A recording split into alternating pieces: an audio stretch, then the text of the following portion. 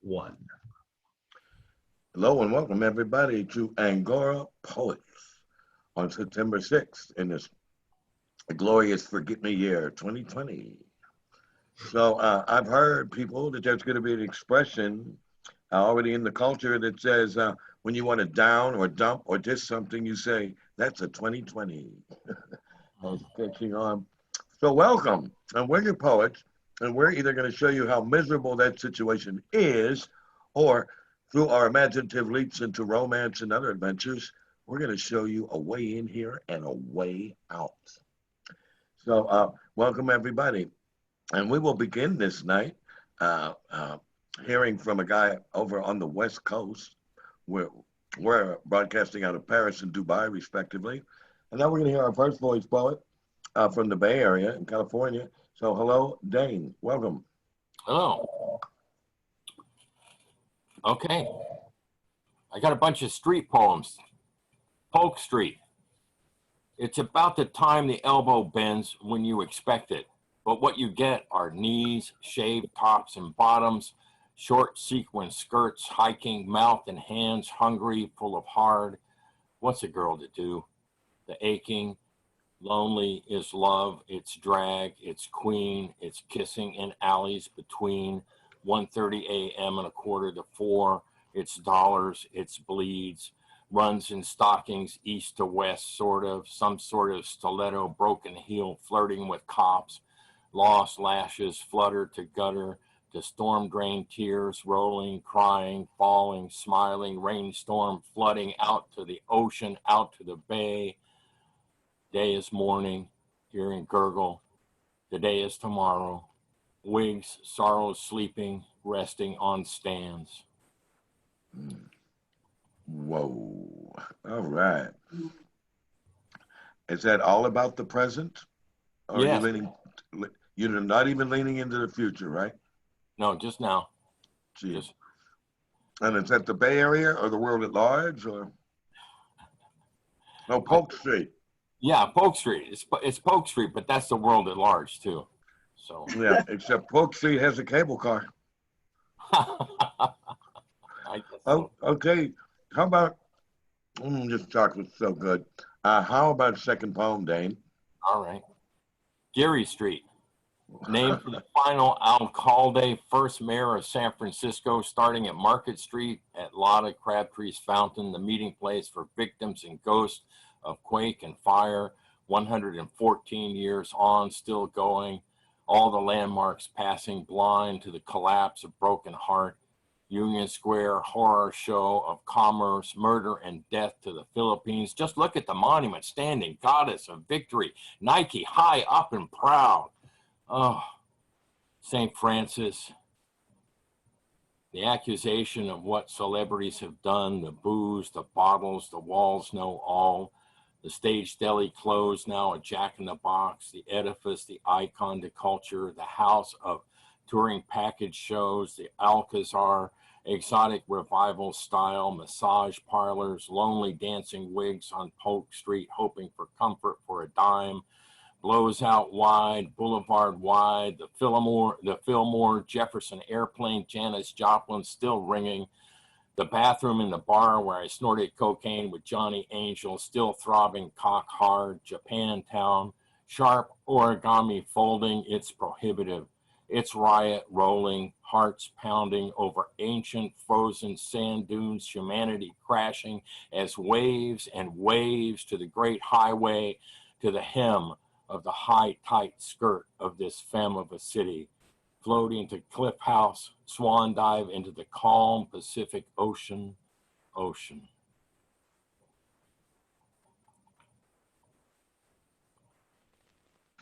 And that describes my memory of San Francisco. I haven't been there in 5 years, but you nail it for me, man.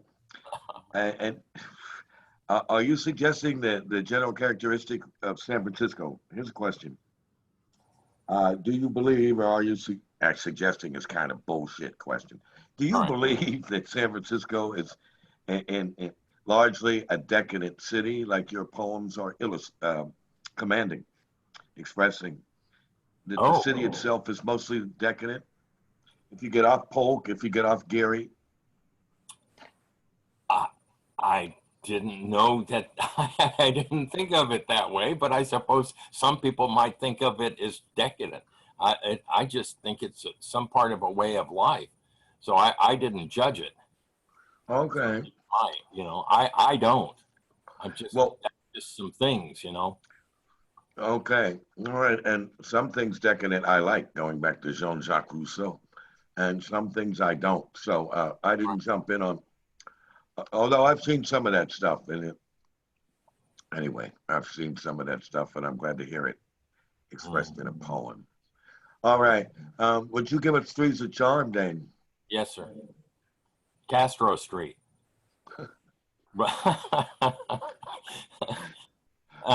It comes down to earth. Later on, they come down to earth. Rolling crazy under the bed on hardwood floors, her pet hamster Henry rocking his hamster bar. We danced naked, do-si-do on her satin sheets above orphan Andy's in the tattoo parlor. We ended up at her place, Victorian Flat on 17th Street, waving wild, kissing handstands on streetcars at the stud, blowing freely in San Francisco fog. She was short fuse stick of dynamite. We exploded all over town. Me flowing locks full to mid back. She in her flat top with fenders. We were young and hot. We danced at a folk dance joint on San Pablo Avenue with a lesbian. I square danced nicely in Berkeley. Best Halloween party ever. Every party ever. The home of the rainbow flag, Castro Street. Wow. All right. That's Castro. All right. I, my most vivid memory of Castro was not just the gay culture flourishing at the time, but of a Chinese American named John Zhang, who went into that big theater, that old school theater in the Castro. Okay, like what's done this century. John Zhang brought his piano on stage and played piano to a silent black and white film that featured the first and relatively only Chinese American actress in Hollywood. Mm. So to revive the Chinese American presence in Hollywood, which was very little, we all came down there and saw these like films that were still in silent form, and he accompanied from the stage on piano. I think her name was Lucy Liu, and Lucy Liu had to act pretty much like the gringo wanted the Chinese woman to act. Right. So, but John Zhang turned it over, like hip hop has turned some stereotypes into positive statements. John Zhang is still doing the same. So, all right, okay. Shout out to John Zhang. And that was a good poem. Thank you. Do you have more San Francisco? Is this a series? Yeah. Okay. It was initially kicked off at the last thing that I read there last time, the Embarcadero. Well, So yes. I've got 17 now that are all streets, and some of them are more streets, and some of them are just a passing, there's a tangential street thing to it. But yeah, so I got a bunch of them that are all related to the streets. Well, that's great because San Francisco is like Paris or New York. It's a city you can write about. Mm-hmm. Okay, well, thank you, man. We look forward to more. Maybe in the second round there'll be more. Yes, Take us up Columbus Avenue. I don't know, into the Heights, down to the Mission. Right. So next we have from the other side of the North American continente, that is originally from the East Coast, residing in Paris, reading throughout the city and publishing a series of chapbooks. We have the judge, Bill Strangmeyer. Hello, Bill. Hey, Mo. Okay, so I'll be judging. I have a quote from Emma Goldman. I feel sure that the police are helping us more than I could do in 10 years. They are making more anarchists than the most prominent people connected with the anarchist cause could make in 10 years. They will only continue. I shall be very grateful. They will save me lots of work. Psychopaths playing the rubes. They've read the tea leaves, sorted chicken's guts. The future is revealed to them. The ether is the key. The slaves now know it all, will have revenge unless they're led down psychic trails like fools. 3,000 years ago, the kings rescinded debt to Mother Earth in honor in their yearly death, when men discovered all the power of sperm, and from the steppes of Asia came the clans, the Aryans with all their threefold ruling scams. No longer plowed into the fields in recompense for the mother's favor to the tribe they think they own and share out with their bands of lords and cops. They let their lackey figureheads tense up the rack to keep down would-be leakers, union reps, maroons. 100 years ago, it seemed the serfs would rise, and then it seemed the game would change the deal as fear of peasant emperors softened up the count and Dracula put on a kindly ray gun smile, as God and toys and hatred weakened gallantry, and will to freedom fell from women and from men, except for the worship of the money god which rules. All progress towards equality and ease of life diminishes our despots' bank accounts and sway. So now the lockdowns and the lesser life for most will move us far from thoughts of right and wrong into an isolation ward of self-obsessive fear, as we used to live in the world or reality or here, now to be occupied by youth and the physically fit. Diminished population and earlier average death will bring back the dark ages secret and dark. They are not stupid like most of us humans so are. And now we see the climax coming in the change. This is the meaning of all the zombies on TV and the clowns put in place to lead them all from the podium of illusion piped into what's left of our minds. Wow. If we can get that on, you need an indie filmmaker to do that one. Wow, that was cool. And I like how you say dark about the dark ages. You say dark, which we normally say the dark ages. You said the new dark ages, dark and secret. And it's just so much stuff we're no longer allowed to know that keeps going on. So okay. How about number two, Mr. Bill? Okay, I call this the clicking of cicadas. All the things that we can choose and fill up this life. All the things that we can choose and be fill up this life with refuge and refusals. I could have run the marathon or had the Queen of Hollywood, been rich or bad, but I've had lives and loves, identities, desires sated, dreams come true, and thoughts, the thoughts, illusions, fantasies, pretensions, feelings, filling up my gut with mirth. What have I done in this my life? I have not climbed the corporate snakes and ladders. I have not marked the politics of theft and hate, nor am I bishop in some gang. Don't lead the faithful into charity to me, or mark up crimes against the heathen. But life goes on into the sunset, backdrop to my cowboy hat, and gives the gift of awe. The feeling of an empty maw that must be filled with fetishes and deeds and gain, evoking sentimental pity, or the sadness of a death or loss is what can drive us on into the silly sitcom of some struggle up the pile, unless you see the moon and stars from deep within a pine wood night while hiding from illusions taught beneath the sun. How can you find the lessons of the faun and nymph within the mundane of the day? There's this and that, connective snaps, a click together that will change the view, and a summer meadow where we'll sit upon our magic carpet come to rest. But would you then believe and fight against the dark that threatens beauty in the night? Put stars into the night and shade within the day against the drought the wizards bring. All right, boy, that landed too. Woo. Here comes the applause meter. I'm going to give you a blender and a dry cleaner. Pick up your Tupperware, babe. All right. Okay, that was deep, Billy. And my impression is that's so saturated with potent images that that tells me read this poem after I've listened to it. So I want to compliment you in that manner. Thank you. Would you do Three's a Charm, Bill? Yeah. Okay. This one, I told you earlier, I've been working on my novel, and this is meant to be a section from my novel, a short section. But I'll call this Paternoster Elevator. A Paternoster elevator, in case you don't know what it is There's a wide band.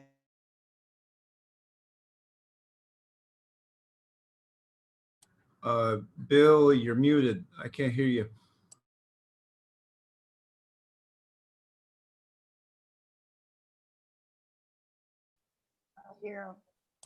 You're muted, Mo. No, now you're not.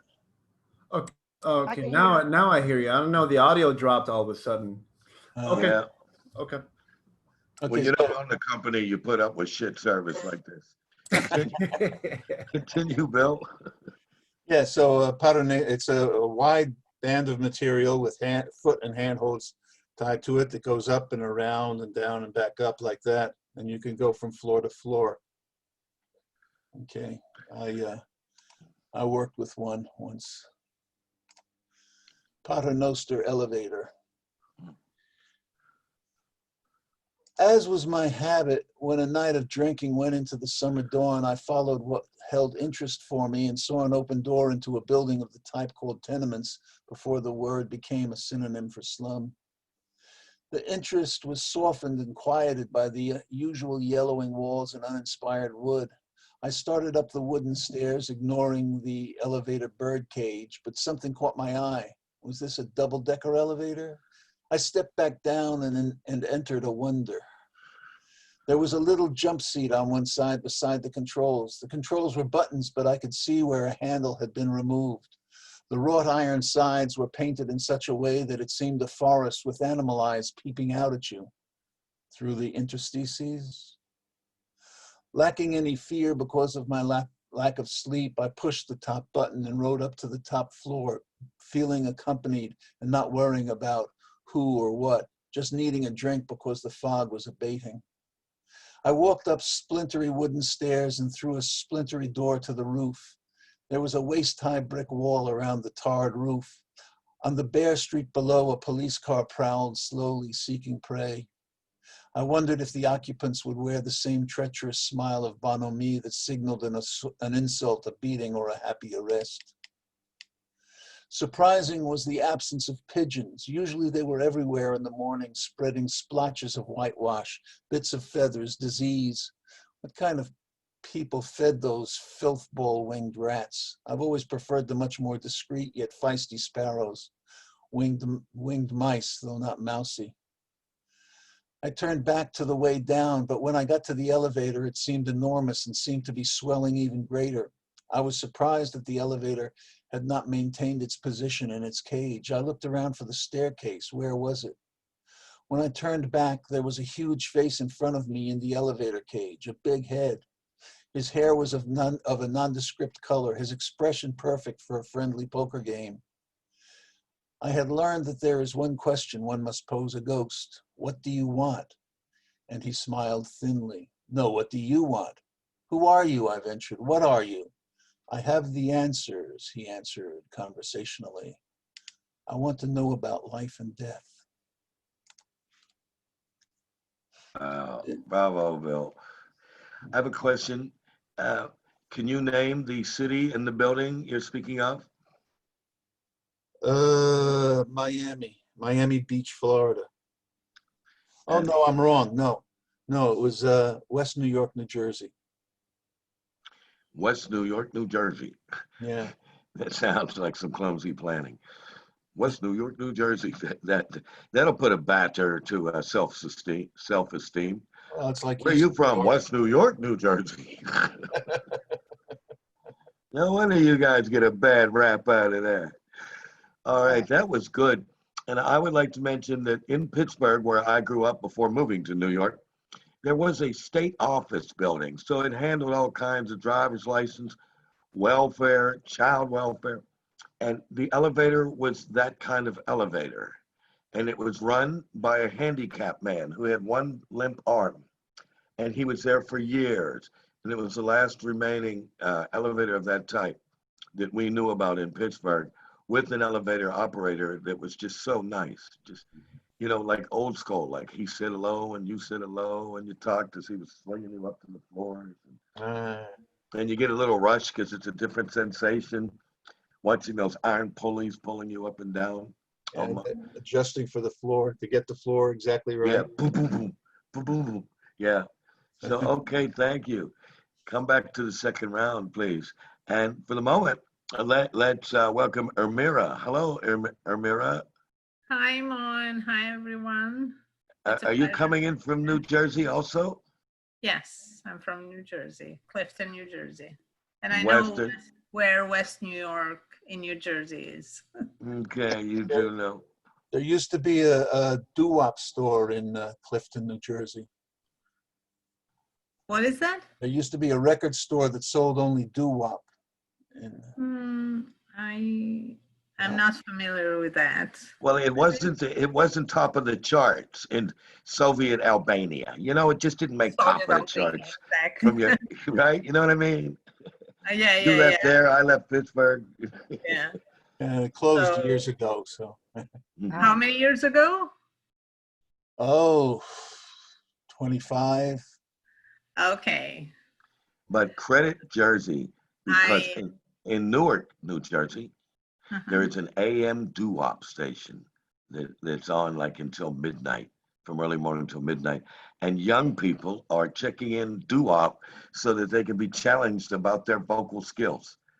You know, whether a tenor or a baritone, whether they know that kind of timing, and they're finding out that hip hop rhythms, most of which really are so simple, and that doo-wop is one hell of a challenge on a lot of levels of music ability. Some of Uh-huh. those young kids groups are as good as back in the day. Some of them are Right. better than most.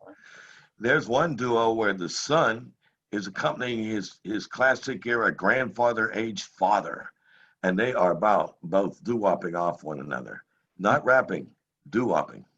Hmm. So there you go. It's a station in Newark. It's an AM station. My Newark homie Chuma, he always turns it on. Oh, He I'll and ask because I work in Newark, so I'll ask my oh, colleagues who turn are originally turn from. it Yeah. turn it on AM.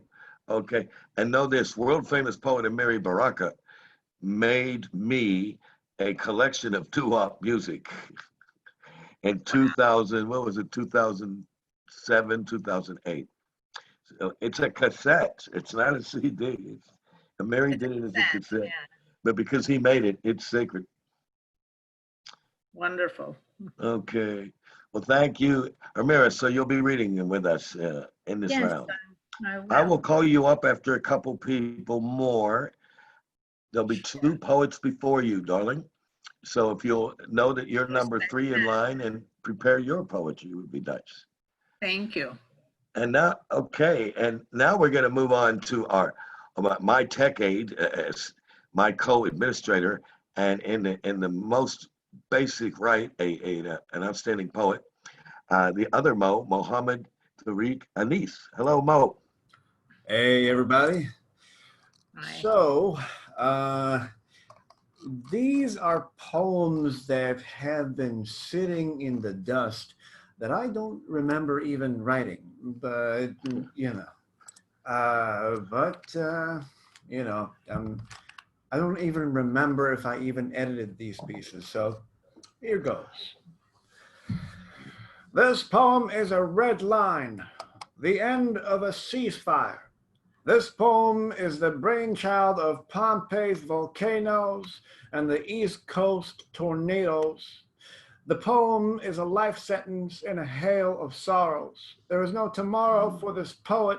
Somebody call 999, that's 911 in the UAE, because I'm a dead man talking. This poem is about, oh Lord, have mercy. This poem is about women. Black women. Black is beautiful. Black as in the shades of mahogany, the grace and beauty of the acacia trees, the geometry that Mother Africa knows how it ought to be. Black, the color of men and women that are marching to remind us of the universality of human dignity. Hail to the womb that has brought us the speech of a king. The fist of Ali is Malcolm. The fist of Ali, Malcolm's torch, and the cultural phenomenon that has taught us that even in ghettos, mothers can still be temples schooling lost boys to prophethood. Now, white women, and brown women too, This poem is not to glorify skin shade as vessels for exclusive virtues. This poem is not a sly attempt at racial differentiation, but a prose of appreciation for those who race to prove that things can still be different. You are not the summary of a makeup palette or the symmetry standards of males that feel somehow entitled to call themselves men. There is nothing shameful about being a whirlwind of emotions when the cycle of life and death dances inside of you in figure-8 circles. You are not some lost stanza buried in the ribcage of a mystery poet. This poem was written for a Black friend that confided in the false notion that she was not pretty enough, not Marilyn Monroe enough. Somehow, a white woman coming up to a white man coming up to her parents for marriage beckoned her whitewashed insecurities. This poem was written for a white woman that confided in the false notion that she was not accomplished enough, not Biddy Mason enough, somehow earning enough to care for her family, and a little brother with Down syndrome beckons for her insecurities. I will not tolerate self-disdain, woman. You are enough. Oh, that's nice. And what a way you how do you say, you tribute Black women and then give doses of good humanity to brown and white women Yeah. rather than, we're this and they're not. That was really nice, Mo.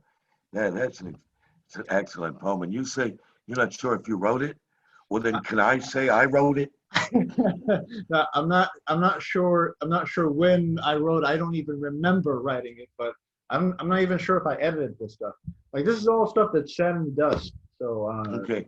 Next question. What was there a particular individual woman you were writing to or relating to in that poem?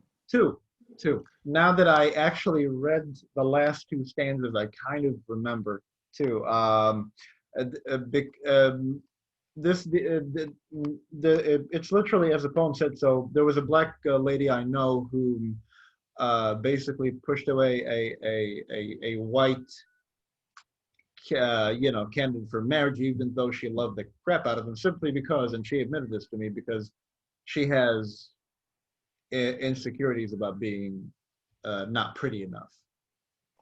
So that's, you know. So there's that. And then I know a very beautiful white lady who is not, she thinks that she's not accomplished enough. Meanwhile, she earns enough to take care of her family plus a brother with Down syndrome. Hence why I didn't say Biddy Mason enough. Biddy Mason is a very accomplished Black lady. Hence I threw in the contrast right there. So yeah, that's pretty much it. So yeah, that's another standout poem from an Angora poet, in this case yourself. Mo, would you give us the second poem? Okay. Okay, this one is rough as hell, so I might mess up here. Foreign blue bewildered eyes stare at a graveyard where a playground should have been, at a house, its beams crippled in the form of a propped elbow, a look from limbo, a deformation wrought by the devastation and decimation of an indiscriminate shell shock. It was reprehensible, impossible, unreasonable to witness this house stand so defiantly, void of trepidation despite its horrid condition, like a man lowered to his floors, shielding children beneath him. Perhaps it took the shape after him. It seemed as if prayers had woven seams of a miracle. Could it be that it was still faithful to the hands that built it?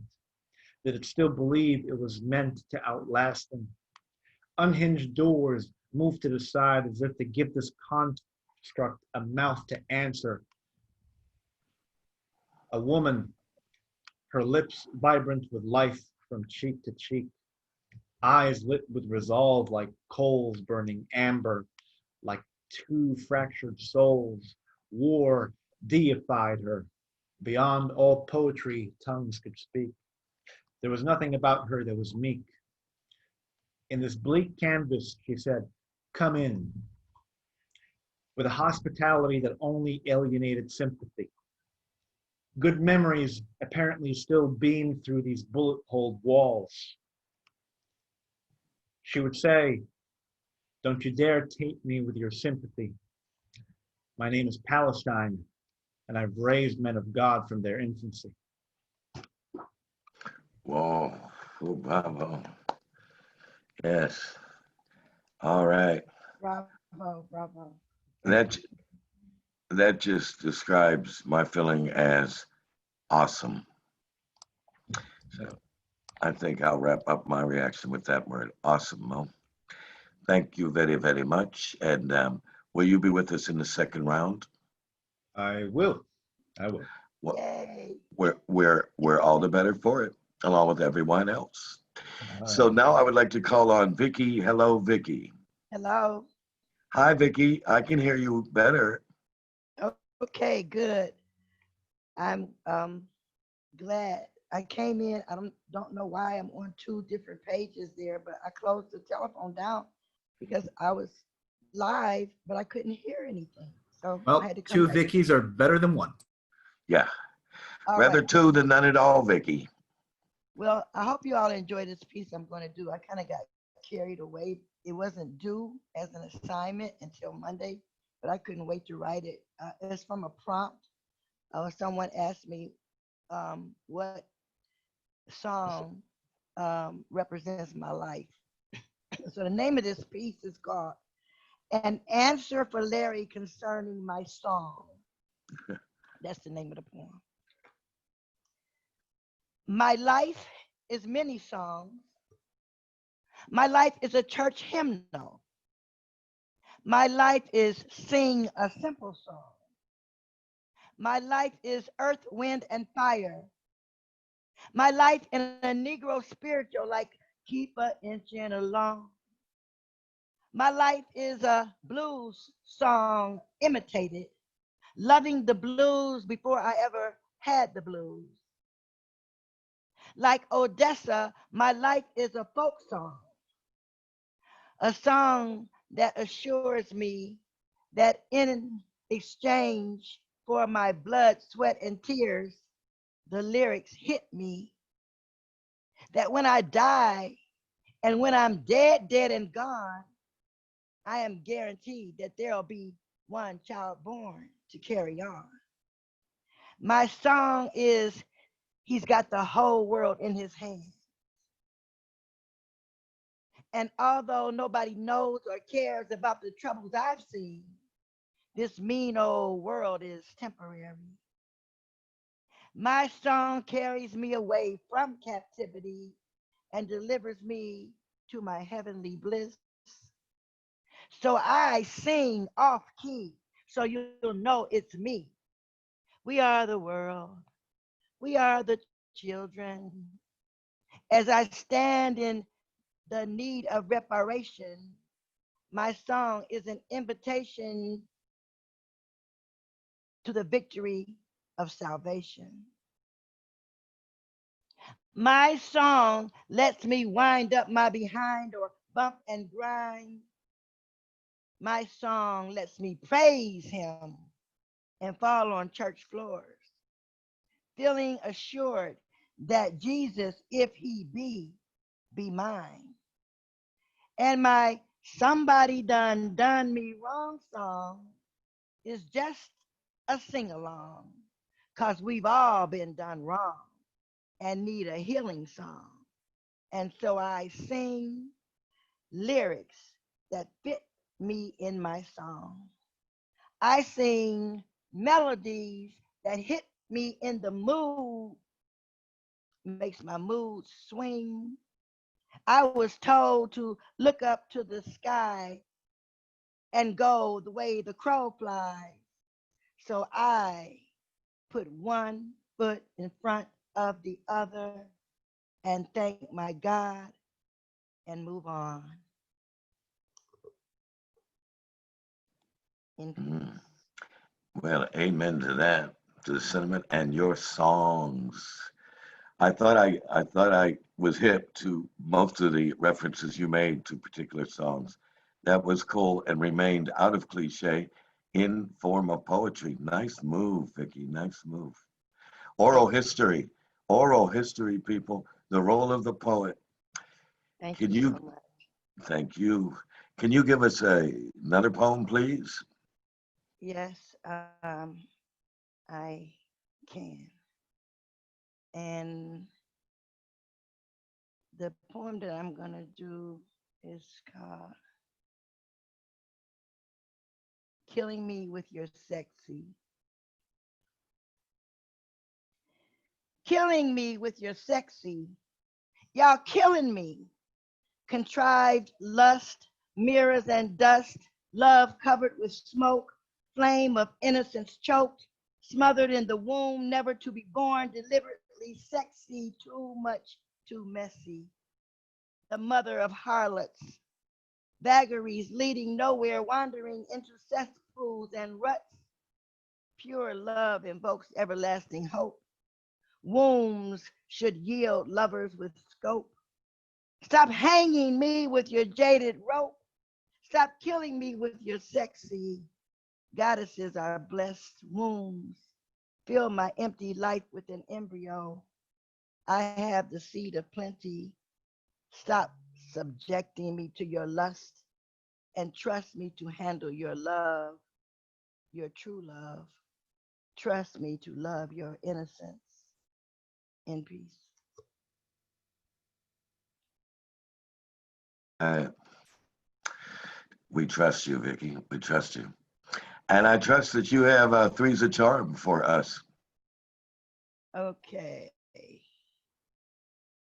I think I did retribution. It's not my dog for y'all last week. Let me see. Let me do better off. I don't want to sit up. I don't want to lie down. Don't want to play. Don't want to work. Don't want to create. And I don't want to be idle. I don't want to sing. I don't want to dance. Don't want to talk. And I don't want to listen. I don't want to know.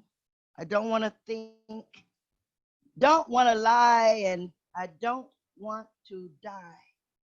I don't want to live, but I don't want to cry. Don't want to be enthused, enlightened, or moved. Don't want to be left alone, and I don't want company. Can't take the state of mind to the hereafter. I said, I can't take this state of mind to the hereafter and expect heaven's bliss or angel's kiss. If I don't deserve to go there, I can't take this goddess mind into Guyana's abyss, into Guyana's abyss. Destinations for unregenerated souls. Don't even want to go there. Stuck in this human flesh is a tormented soul, waiting to want, waiting for change, waiting to feel, to think, and to know joy again, waiting to want to remember, wanting to be better off, better off. The bottom line is to be better off. Better off is all that matters.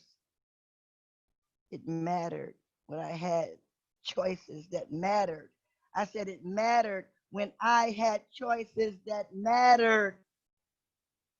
I want all things good to matter again, or nothing will.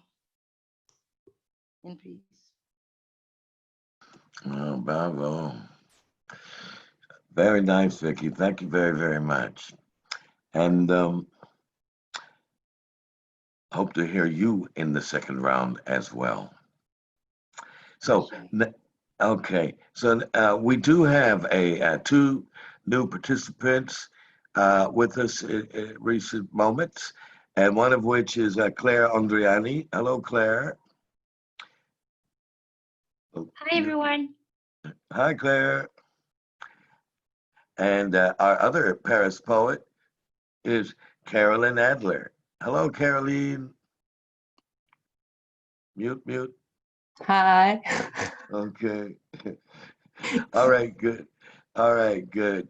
What I'm gonna next, we're gonna have Ermira read, and then if we could follow that by Caroline and Claire, so it'd be in that order. So you might want to, if you can prepare your work now. So it'd be Ermira and Caroline and Claire. So I'd like to welcome our poet back with us from New Jersey, originally from Albania. So she must carry quite a load of memories and ability for expression. And she read to us in Albanian some weeks ago, which was very, very fascinating for me and for others. So I want to welcome you, Ermira. Hello. Hello, everyone. Hello, Ma, again. Thank you Yes, for giving me the opportunity to share my poetry. please do. It's a pleasure to be here always. Today, I'm going to read the first poem is about narcissism. The narcissism. The face of narcissism showed off precisely when she came of age to understand, when naked in her mind appeared her father's perpetual insolence, splashed like a cold-iced waterfall over the golden face of her mother, sweating silver buttons when cooking on the stove in order to please the crowd of his Trojan friends. The pain froze her face like wax. Anger flickered in her flames. The father cried out his soul's emptiness. Even the dome of the sky got scratched by his selfishness. She felt the face of narcissism when sitting down to dine at her parents' dinner table. Opposite, she noticed her brother grabbing the bottle of red wine and as an immature child declaring, "This bottle of wine is mine." The brother's greed left her speechless. It disrelished the flavor of red wine into a pure, smugly blood. She mourned the sinful habit of greed, but moreover, the shuddering audacity of her brother's soul. She didn't need binoculars to see how her roommate used her kind friends for free taxi rides. No wonder why her mattress was inflated with green dollar bills. Gumshoeing her good friends with her stealthy smile to go on dates with her boyfriend. Her niggardly soul disguised and huddled under the beauty of a buttermilk shell, in denial to sing the dirge of veracity. She coexists with narcissism, a subtle poison spilled in her life's dance. As soon as dawn rises and dusk cracks, it still remains such a granitic rock, sozzled by his desires and whims afterwards, that shake her only serenity, loneliness, while her desires and dreams wasted indefinitely in obscurity. Should she still claim her freedom and fly free like an eagle? If she ever has any children, her promise is to do them the greatest favor, to raise them as clear as spring water, able to nurture life relationships away from traces and scars of narcissism. So this is about it. I'm going to read Well, another one. like narcissism isn't too rampant, is it? Especially, in fact, periods like uh, lockdowns on COVID take seemingly well-balanced people into I'm the only one I can think about. I'm the only one I'm with today. I'm the only one that I compliment or disdain today. You know, you can have disdaining narcissists too. You know, fake, modest narcissists. Oh, not really, not really. You don't have to. It's an interesting phenomenon. Yes, it Anyway, is. We unfortunately we face it often on um, in, every on day. in On our Insta, everyday lives. Sorry? well, I was just gonna say a recent example is I could say uh, on Instagram, I'm everybody you want me to be. On Instagram, I'm so desirable by each new post that I stage on Post Street in San Francisco. No, I'm not Everything there. about me, yeah. Yeah, Yeah. Would you give us a second one, Ermira? sure. So the second one is about the troubled times America is going through about racism. So, weeping times, troubled time is weeping, hung among the eyelashes as a prey of loss and failure. The earth core is trembling. Underground, the blood in the roots of tortured souls keep boiling again, seeking justice. In the iris of an eye, light of hope has frozen. We have been breathing through masks for centuries. Now dreary winds are blowing. More dangerous viruses alive than COVID-19, bursting from burned ashes of human love. In between knees, symbols of freedom inverted. A life has just stolen another life, choking a brother in cold blood by neck breaking. Hearts are squeezed like a lemon, watching George Floyd out of breathing. Some have dried their human juice as Saharan desert.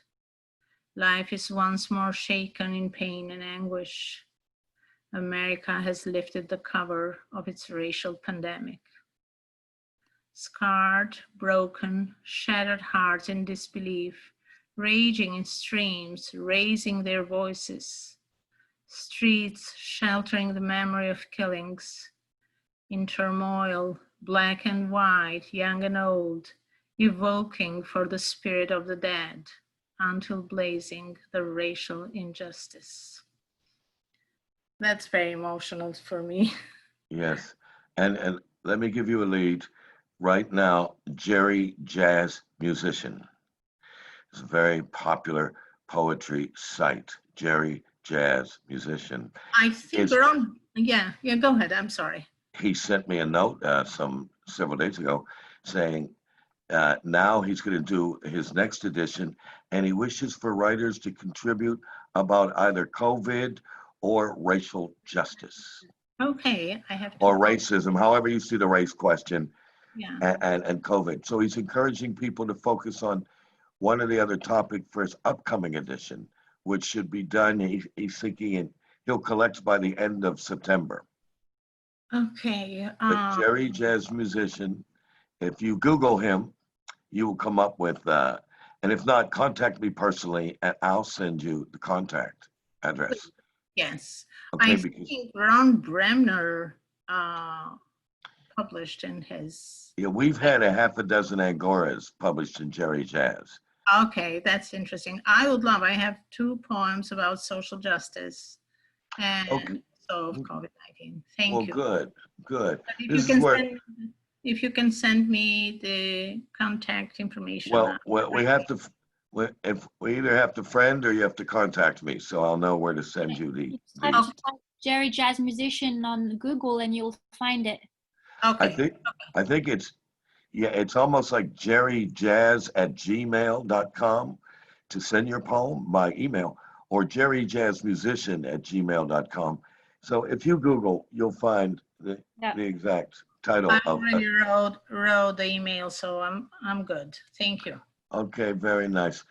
Jerry Jazz is where the spirit of jazz meets the spirit of humanity and struggle. Oh, that's wonderful. All right. So can you give us three's a charm, Ermira? Oh, yes, I can. So I wrote this poem in Albanian, Eulogy for Pain, but it's translated in English by our Albanian colleague who participated in our meeting, I think once or twice, Annie Lure. If anyone remembers her, she translated this poem for me. And I do remember her because you two read back to back one evening for Angora. Yes, we did. Okay, let's hear it. Eulogy for Pain. It glided from the shoulder blade of the mountain like an eel in water. It fell into the ravine, got lost in the river or cliff, impaled the heart of the mountain. The scream, gathering up the valley like a hedgehog its spines. The birds heard it and shuddered skeins of feathers. The trunk shucked off its bark and chopped its waist. The snake beneath the stone curved out of pain's way. The roots swelled, resentful veins slicing through the earth. The storm heard it and huddled in mountain's armpit. The sun heard it and crumbled up its race. The moon heard it and slunk beneath the sky blue crinoline. The clouds netted, melted like a soap foam. I heard the scream, but didn't recognize its voice or the abyss from which it woke, traveling toward mud-powered crags and falling in tendrils of dust to rise as cloud. The shepherd's song, its throat cut, froze on his pipe. The wretched lamb moaned, its merino curls flailing in the air. The pines clattered, dropping their needles like broken comb teeth. The tinder fungus wouldn't catch the spark. The flint has shriveled up like an aborted fetus. The pain dripped a black pearly veil on the Lehan, while her newborn suckled cold droplets of sweat. The lamb beneath the teat bleated for missing milk. Its parched lips kissed the dry lips of the spring. Ah, pain, this bottomless, sideless pit, gigantic mountain with four-laddered cliff teeth, metastatic shadow, benighted night, sits cross-legged, flaming your soul in dirge. Thank you. Thank you, and thanks to Annie Lohr. We hope to hear from her again. She made a very big impression on us when she did participate alongside you on the Zoom side, you know. So invite her back and have her give her work and translations. She gave translations last time as well. She did, yeah. Yes, she did. Yes, I do invite her. She knows Please. about it, but I guess sometimes she's busy. Yeah. Yeah, well, okay. I'm sure she is. Okay. Well, thank you very much, and we'll see you, I hope, in the second round. And in the second round, if you wish to render something in both English and Albanian, you are most welcome. I have to say that I might not be staying that long. We have, my husband and I have our 36th marriage anniversary, so later. Oh. Yeah. Applause meter, applause meter, Oh, thank you. applause meter. So, Yeah. as much as I would love to be here, but I would stay to listen to our poets, and then the second round, I think it will be. We thank you for being so generous with your time on the day of your anniversary. Yeah. Yes, I'm glad you marked that out, Mo. That's Yeah. very nice of you, particularly today. Bon anniversaire de mariage. Happy wedding anniversary. Thank you. And you're doing it against the odds. How many years now are you married? 36 married, 38 with the engagement. So 30. Wow. Sheesh. Over my head, which is kind of shallow, but over my head. And wow. Okay. And he is from New Jersey or from the home country? From the home country, yes. We're both. Okay. All right. Very nice. Very nice indeed. Well, thank you. And we'll see you either in the next round or we'll see you soon, Amira. Yes, I would love to come back. Yeah, but I'll Okay. stay for a little while to listen to other parts, and then I'll Thank go. you. All right. Okay, so after that, I wish to call up a mainstay of the Paris open mic stage scene and someone who's been with Angora Poets for, I guess, a couple years now, and that would be Caroline Adler. Hello, Caroline. Hello, Mo. Hello, everybody. Um,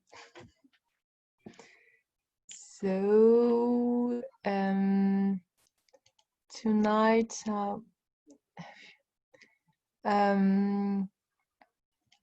let's begin with well, not this one. It was the anniversary of no, it's not an anniversary. It's to this week began the process about Charlie Hebdo attentat. It's the anniversary of the Charlie Hebdo massacre. Yeah, but it will be in January. But this week began the oh merde, le procès. The trial. The trial for 2 months. So I would like to read the poem I wrote just 1 week after the shooting, and it was about the right to say no and not to say anything about the shooting, because it was too close for me, because I was born just in front of the, well, when I was at the college, I used to pass just next to the journal, because it was in this period, it was just next to the house I was born. So they were neighbors during all my adolescence. When I was a teenager, they were neighbors. So it was really close to I grew up with them. So okay. And the results were, what was it, 4 dead and some injured? Do I have that right? You want to correct? A lot of dead people. No, there are maybe 7 or 8 dead people. The ladies, they didn't shoot them because they were ladies, and one was lost a cheek and this part of the jaw of the head, and he spent more than a year in hospitals. And I'm reading his book actually, and okay, well then let's hear this poem, because that's it. there's a lot of tragic details in prose. Yep. Let's hear your poem, sweet Caroline. Yeah. So it's named Intimité. Le droit de dire non, le droit de ne pas dire à quoi je pense, le droit de faire la gueule sans que ce soit la faute à quelqu'un, le droit de ne pas avoir envie, le droit de ne pas sourire, le droit de ne pas y aller, le droit de ne pas répondre aux messages, le droit d'aimer, le droit de ne pas avoir envie de le partager avec la personne concernée, le droit de haïr ou pas, le droit d'être trop fatigué pour ça, le droit d'avoir envie d'autre chose que de passer encore une fois par la colère, le droit de me couper de tout, pour surtout ne pas le sentir, le droit de craquer, le droit de ne plus y arriver, le droit de saturer, le droit de ne pas écrire, le droit de ne plus avoir envie de dire, le droit de regarder de belles histoires d'amour à défaut de les vivre en vrai, le droit d'aimer et être aimé, sans être menacé pour ça, sans être accusé pour ça, sans être questionné pour ça, interrogé, harcelé, surveillé, contrôlé, être contrainte à dire je l'aime et entendre je ne te crois pas, puis tu ne peux pas dire ça, si, j'ai le droit. Je voudrais aller où c'est silence. Il n'y a pas besoin de mots pour se dire qu'on s'aime parce qu'on y est, qu'on baigne dedans. Et cette même putain de phrase qui se répète en boucle inlassablement je l'aime, comme une parole morte qui des années après flotterait encore dans l'air. Cet impossible oubli, une cicatrice de l'espace-temps, un bug. Souviens-toi, n'oublie pas, c'est arrivé. Ça a été possible un jour d'aimer à ce point. Ça vaut le coup de m'accrocher encore un peu. Ou pas, c'est un amour vain. Tout ça n'était qu'un rêve, du baratin, un mensonge peut-il être beau quand il se moque à ce point? le droit à mes émotions, sans me sentir obligée d'assurer, sans parler pour les morts, sans agir pour eux non plus. J'ai déjà bien assez à agir pour moi, à parler pour moi, ou à me taire aussi, pour moi. Le droit à mes non-dits, le droit à mon silence, le droit de ne pas sentir, le droit de ne pas savoir, le droit d'être en déni, le droit d'avoir besoin de penser à autre chose qu'à toute cette horreur. Le droit de parler de tendresse, parce que j'en ai besoin, à en crever, tout ce chagrin trop grand pour moi, et que j'ai beau faire, j'y arrive pas à me consoler. C'est pourtant pas faute d'aimer. J'ai essayé, ça a foiré. Dedans, tout au fond, il y a la petite qui se planque sous les ronces, elle veut pas y aller. Elle veut pas sentir, elle veut pas pleurer, elle veut pas le dire, elle veut que je la laisse tranquille, elle veut que je la laisse rêver. Ah, comment ça aurait été bien si... Ah, comment elle aurait été heureuse. Ah, comment elle l'aimait. Et que c'était juste ça qu'elle voulait. Mais en fait, ça pourrait être encore mieux si elle acceptait de sortir de sa cachette, si... elle a tenté. Elle s'en est pris plein la gueule. Encore une fois. Et puis une autre. Alors c'est non. Elle sortira pas. Elle veut pas. Et moi à côté, je sais plus quoi faire. J'ai pas appris. Qu'à faire semblant que même pas mal, facile à dire. Alors je fais comme si ça va passer. Puis ça passe pas. Puis j'aime quand même. Puis je me vautre. Puis ça fait un chagrin en plus. Puis un autre. Puis un autre. Puis un autre. Puis stop. J'ai dépensé tout mon espoir. Il reste la foi. Bonsoir. Ooh, yes, yes. Authoritarianism disguised as the word of God. That ugly ideology rears its head through how many centuries, including our own. Well, everybody's got God on their side when it comes to terrorism and comes to genocide and all over the globe. Rarely does a people who act out on another people in a genocidal manner or an ethnic cleansing manner not source themselves in their holy scripture. You forget presidential elections. Ah, yes. You feel free to add that component. Oh God. Okay. Jesus I said, would. I'm going to be president. I'm melancholy proud to have a photo I keep of me and my Pakistani friend Bilal, who was raised Muslim and then, okay, frankly, left the faith to just become a modern scientist. We're standing in front at Place de la République, where everybody gathered after Charlie Hebdo, holding a sign together, smiling. Je suis Charlie. I am Charlie. That was a worldwide movement. For those who weren't afraid of violent retaliation after the assassination. Yeah. Okay, so do you have another poem for us, Caroline? Yes. I found some of Margaret, just for changing. And it's about love. Margaret Atwood. Margaret Yes, Atwood. about love. Love is good. I love love. Love by Margaret, eh? It's called Variations on the Word Love. This is the word we use to plug holes with. It's the right size for those warm blanks in speech, for those red hot, shaped vacancies on the page that look nothing like real hearts. Add lace and you can sell it. We insert it also in the one empty space on the printed form that comes with no instructions. There are whole magazines with not much in them but the word love. You can rub it all over your body, and you can cook with it too. How do we know it isn't what goes on at the cool debaucheries of slugs under damp pieces of cardboard?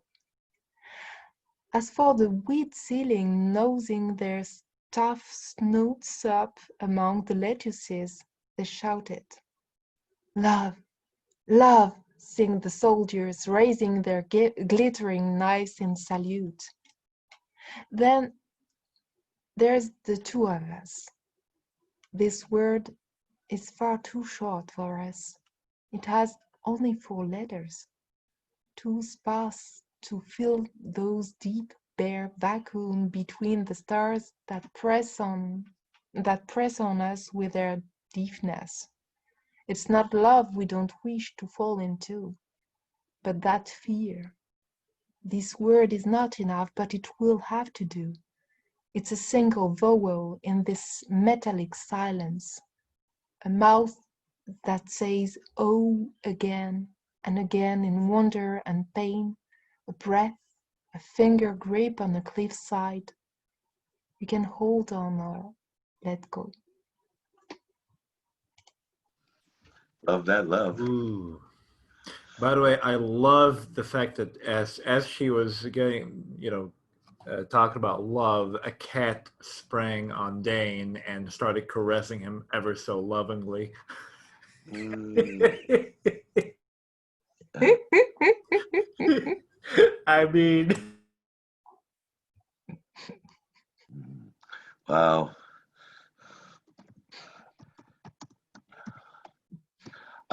Okay, so as we asked Caroline to do Three's a Charm, I would like to say hello to Benedicta. Hello, Benedicta. Hello, hello. You are either Hi. hi, there she is. Hello, how are you? We're Can you good. hear me? Yes, can hear you. So Benedicta, welcome on board, and Okay. and you will come on in about 5 or 6 minutes. I'm not sure, but we will have Claire and Andriani coming up next, and then you. So if you'll ready your poems, that would be nice. And Claire, we can see you. Can you hear us? Okay. That's fine. Okay. Claire. Okay. Unmute, Claire. I can't see any of you. That's very weird. Can you? Well, we can hear you loud and clear, and we have a frozen caption of you staring into the screen. So why don't you try? Oh, now we have you live, both way, audio and video. You sure? Yeah, we are sure. Okay. Hey, girl, I'm not Stevie Wonder. I know what I see. Okay, I'm just very sad that I can't see any of you. I want to see you. Well, Anyway. jiggle the handle. When you're done reading your poems, jiggle the handle, as we say. You'll find the right adjustment. Okay. So if you hear me then and you see me, I will read my first poem called Silver Blue. One suggestion, it happened to me before where I could only see myself on screen. If you will go to the to the screen adjustment on your Zoom screen, it will, as it is now, only focus on you, or it will open up all the squares where you can see everybody. It's following a command in it to go from a mono screen to total screen or something like that. there's a button that says gallery. Do you see that on your top right, Thank Claire? you. En français, moi j'ai affichage intervenant tout en haut au-dessus des petits visages, et quand on clique dessus, tu peux choisir si tu veux avoir la mosaïque ou seulement la personne qui intervient. Oh, thank you. Merci. Thank You're you, welcome. everybody. But I think the problem is not is deeper than that. So I'll just read my poem and I'll see you when I can figure it out. All right. Okay. All right. We tried. Actually, go, Claire, go. Go, Claire, go. Okay. Silver Blue. Silver Blue is the friend of silence. Your thigh resting on my chest, I feel the freshness of this dark evening envelop me in a silent symphony.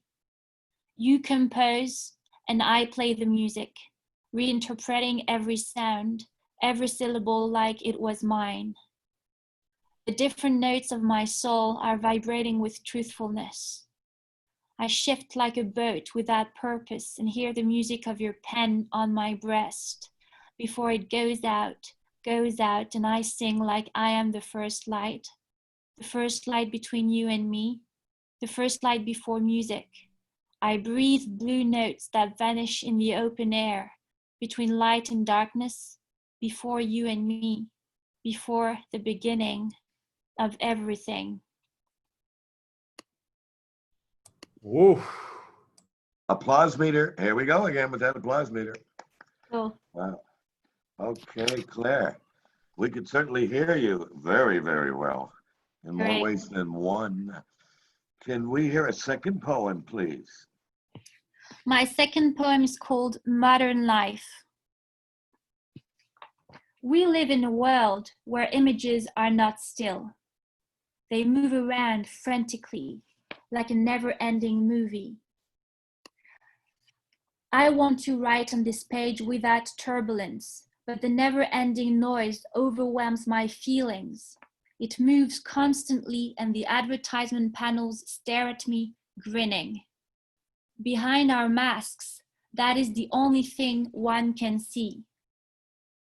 I want to write on this page without turbulence, but the outside conversations mingle with the music, with the crowd moving, with the screen images popping at your face. The millions of windows open on my laptop, outside and inside. The windows of my brain, building routes, building bridges, streets, highways and corners of every type and color, every shape and length. My mind is like a forest with a million branches. My neurons, starlings hopping from one to the other. A squirrel, an eagle lost in the trees. The million open windows leading to the recesses of one's imagination.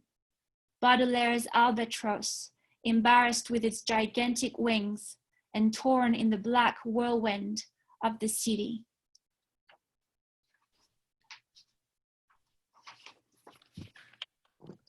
Very nice, Claire. You may not see us, but there are people on the screen looking very impressed with that poem. Great, You thank you. that.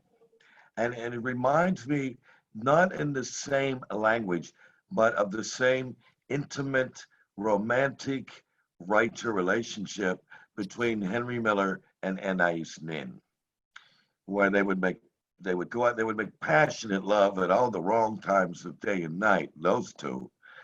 And then each in their own way would write poetry about the experience of each other or other experiences in their curious pursuits. So whoever you're speaking to, you and them remind me of Henry Miller and Anais Nin.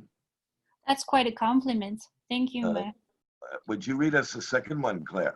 That will be my third one. Oh, well, I have limited storage space, man. Okay. That will be my third one. And it's called, it's more like a poetic essay. And it has to do with the word, it's a reflection on the word submit that you use when you want to submit poetry to a magazine. I just wanted to write a little thing on it, and it's called Submit. I forgot what I was supposed to do with my day. So I get back into the room and take my little notebook. From the previous day, it says, read, write your novel, read a poem, submit. Submit? What a strange word to convey the idea of sharing one's work. Is that it? Submit? To the magazine's expectations, to the modern time issues, to the political never-ending mess, to an I that will decide which prepositions to use, will recommend different punctuation? Indeed, that is submit. Submit your work to someone else's will and abandon your words to a supposed master. Writing has no hierarchy. It flows frantically from your pen that shapes your vision into words and says what it wants to say. The walk I take, the people I love, the one I hate, the things that we do every day, the lamp beside the white page, everything is subjected to poetry. Everything is a moving vision of what you want to say and transforms into sentences onto the page. Is that another way of saying everything is poetry, or poetry can be everything? Great, great. I'll stand behind that. Thank Okay. you. Can we hear Oh, I you? can see you now. Oh, here we are. And I brushed my teeth in the absence here. I picked the lettuce out of this one. Yeah, it's gone now. Just because I wanted you to see me. Okay, Oh, can I say something? sure you can. I just wanted to know because we were mentioning on the subject of racism, and I wanted to say, one of my favorite novels, stories, was by Agatha Christie. Someone asked me what was the title of it, and the title was still the 10 Little Niggers. And in this year, only now, they decided to change it because it was racist. But it took so much time to be changed. I was really, really upset about it because I thought that they had changed the title way before. So yeah. Okay, stupid question. Did this story involve black people? No, not at all. I think in English it's 10 Little Indians.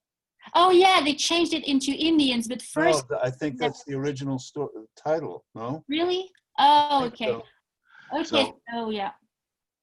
Caroline? The original title, I thought it was there were 10 in English, or at the end there were il en restait plus qu'un. And then I don't know. none. It's about there were something none, about like that. Yeah. Fingerlings. Sorry, Amira? There were 10 fingerlings. Caroline was showing the thumb. No, we're referring this. Okay, this rhyming jingle was created, to my knowledge, in the United States, and it has vacillated between identifying 10 little black people to 10 little Indians. So when they got tired of pejoratively saying 10 little niggers, they moved over to 10 little Indians. And then there were exactly. Yeah. and then there were none. That's a great way that it went out. But wasn't the original title of the book 10 Little Indians? I just 10 know Little about, Niggers. No, the original title in English. The original title was 10 Little Niggers. I just yeah, and they changed it into Indians. Yeah. It was niggers, and after it became, and then they were known in United States after 1940, and in 85, 45 years after, it became, and then they were known in England also, and the title just changed now this year in France. We are really late. Anyway, in brief, this song identified two different groups, black people and Native Americans, in a crudely humorous way. So thank you, Claire, for bringing that up for people who might not have grown up in this culture. Because we were all taught this as children. Not okay, either one. So, okay, so are we up to your next poem, Claire? I have already delivered 3 poems, but I can read a short one if you want. Well, I'd like you to send that to save that for the second round. And please, people, I apologize. The between poems conversations are more riveting than my memory of who's next. So anyway, I did take a bump on my head when I was young. Benedicta, the next one. I know, huh? That's right. So now I'm calling Benedicta up, please. Hello, Benedicta. And we lost somebody. Hi, Mo. Hello, Benedicta. Welcome. Is it better? It's very good. And we can see you and hear you. Hooray. Hi. What did you do? I did my hair well. Today I did my hair well. So you see. Yeah, I can see your hair's you're looking good, woman. I'll tell you that right off the bat. I'm not getting you. I think Mohammed has a poem for you. You need to. Thank you. Oh, I have lots of hair. I didn't realize my mic was unmuted. Really? I was referring Mo, to your poem about how you were venerating black women. Oh, right. Okay. Yeah, we yeah, have yeah. I did we a have a great. beautiful woman on. Yeah, I did a great. I did a poem about black women, and you missed it, Benedicta. I'm heartbroken already. Oh, really? Then you have to repeat it. I'm You so know. sorry. I had to get something. You Well, have to repeat it again so that I hear it for the second round. Maybe you be the first to start. You two should You have to Skype repeat later. it so I listen to it, please. You two should Skype later. Sorry? Thanks, Mo. Hello. Hello. Okay. So Hi. okay. So I what hope you happened? can hear me. Yes, we can. So what we're waiting for now then is your first piece. Oh, Mo, you want to deny me of hearing it again? Benedict, for your time, Okay. would you Is it please? better? It is. It's very good. Okay. Okay. Hello. So I read. Okay. I read. Is it better? Excellent. Okay. Sunset, peaks of ordered prowess, shapes and sizes, tunics in retrospect, pathways with unending bends, breeches and hazels, serenade keeps. That's the first one. All right. Okay. Repeat that again slow. Go ahead. It's so short, it bears repeating. Sunset, peaks of ordered prowess, shapes and sizes, tunics in retrospect, pathways with unending bends, breeches and hazels, serenade keeps.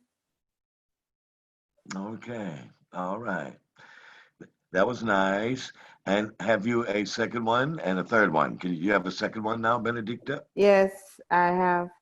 This is Anna in Gleam, an art of words, dazzled phrases of life, enthusiastic joy with reclaims of inclined reflections, the splendor that intoxicates, nevertheless statements of Diocelse, the Jinyami in upholding Anna, linguistic forms of ordered praise, parts of progressive opulence. That's the second one. Okay. Thank you again. And now for three's a charm, charming Benedicta. Thank you. The third one is a monoku, which we all know. Hello. Yes, Hi. yes. Hi. We hear you. Okay, so the third one is a monoku. And I think I just posted it on Facebook. That is battered and maimed in an embrace of opulence. Okay, now once again, slowly on that brief poem. Okay. Battered and maimed in an, hold on, in an embrace of opulence so that I don't miss it. Okay. And you're gonna be around for the second round? Yes, I am. I Someone hope my signal doesn't go off the other Sunday and because I'm we still hope at my parents' end.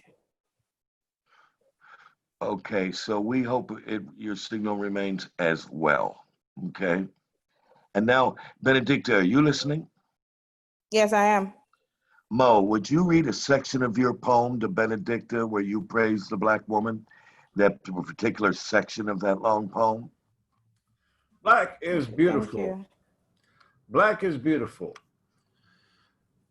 Black is in the shade of mahogany, the grace and beauty of the acacia trees, the geometry that Mother Africa knows how it ought to be. Black, the color of men and women that are marching to remind us of the universality of human dignity. Hail to the womb that has brought us the speech of the king, the fists of Ali, Malcolm's torch, and the cultural phenomenon that has taught us this. Even in ghettos, Mothers can still be temples, schooling lost boys to prophethood. Did you catch that, Benedicta? Yes, I did. It's catchy and it was done perfectly. Okay. Thank you. And thank everybody for tuning Black is in on. indeed a culture that brings out a lot. Yes. Okay. And for those who've continued to, it's nice that you continue to talk about the 10 little. If we could stop that for a moment so you could hear the poet actually reading. I don't want to do messages on board while a fellow poet is reading. You know, that's all I'm saying, okay? I want to hear you and not be diverted to a message unrelated to you. So, yeah. You're that worth listening to. Okay, so it's my turn here, and I'm going to read 3 brief poems, and this is uh,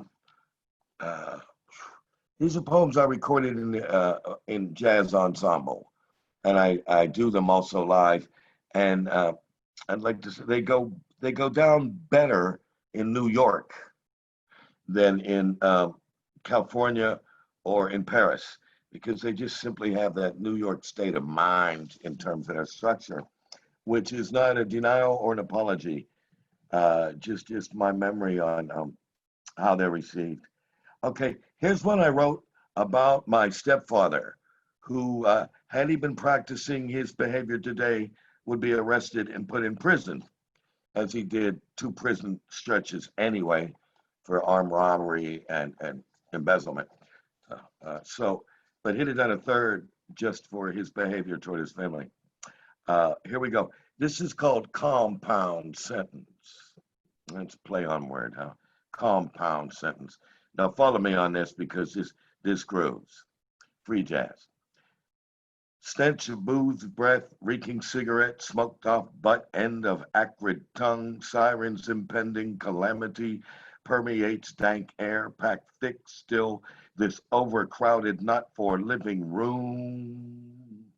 Predictably spent his last dime, another bottle of sick spirit, eating his insides, rise volcanic, eruptions rain down.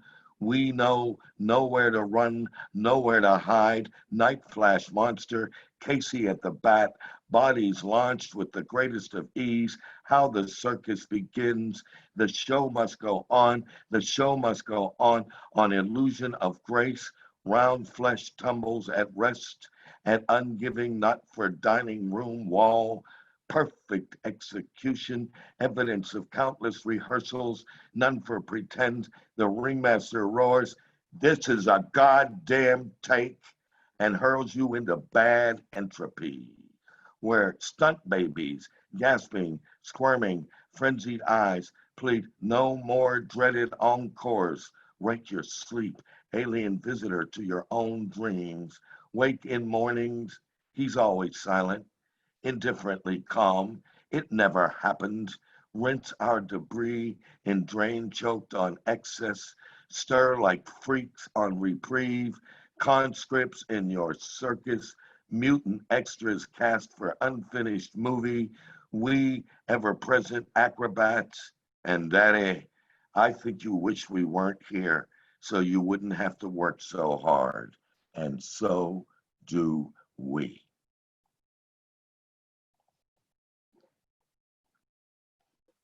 That's Okay. good. Yeah. Okay. I know my mother really was hurt when she read that in my poetry collection. Uh, Families want to keep secrets. Even my poor battered, abused mother wanted to keep it a secret. That's what you do in dysfunctional families. Okay.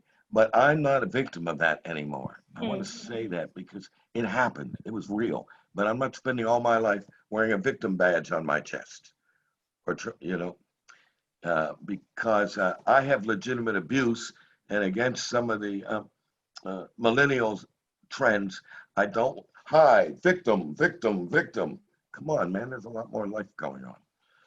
All right, anyway, here's another one in That's free good. jazz. You are free and you're at liberty.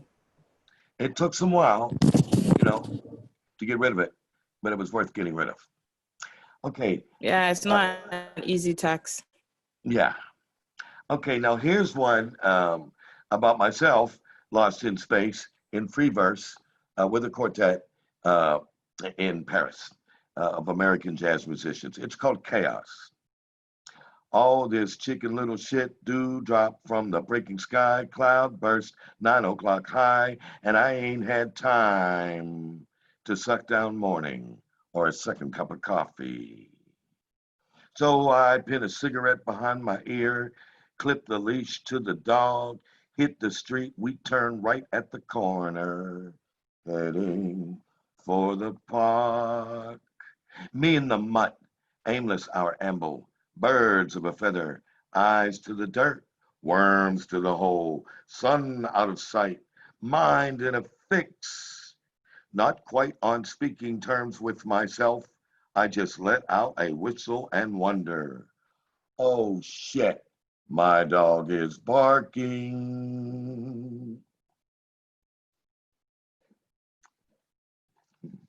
There's some jazz poetry for you folks, especially with my That's sax player good. from Chicago, Brad Wheeler. He could blow like free Coltrane style. It's recorded. One day I'll get the technology to play it for you in space of me reading. Now here, I'm going to read one that I read last week because I like this and I would like to read it again. And it's called, it's dedicated to a woman who lives in the States. And a long time ago this happened, and her name is Liana. And it's called Cameo. And it goes, I'm reading poetry before a crowd. I'm earnest and they're interested. Skip the pretensions and how do you do. You walk in late as usual. As you search for a seat, I stumble all over myself.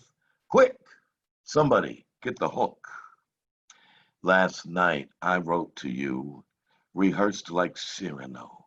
Down 6 cups of coffee, 2 packs of cigarettes, and still couldn't get it. My words went bubbly, well-rounded, and smooth. They glided on a whisper that no one could hear as they grazed your cheeks and burst on your lips. It was alchemy, and pop, then gone. I almost had it, the perfect love poem. But now I sleep alone, wake before dawn, between these cycles, wrestling with the words, wrestling for you. And until it comes, you are on the tip of my tongue.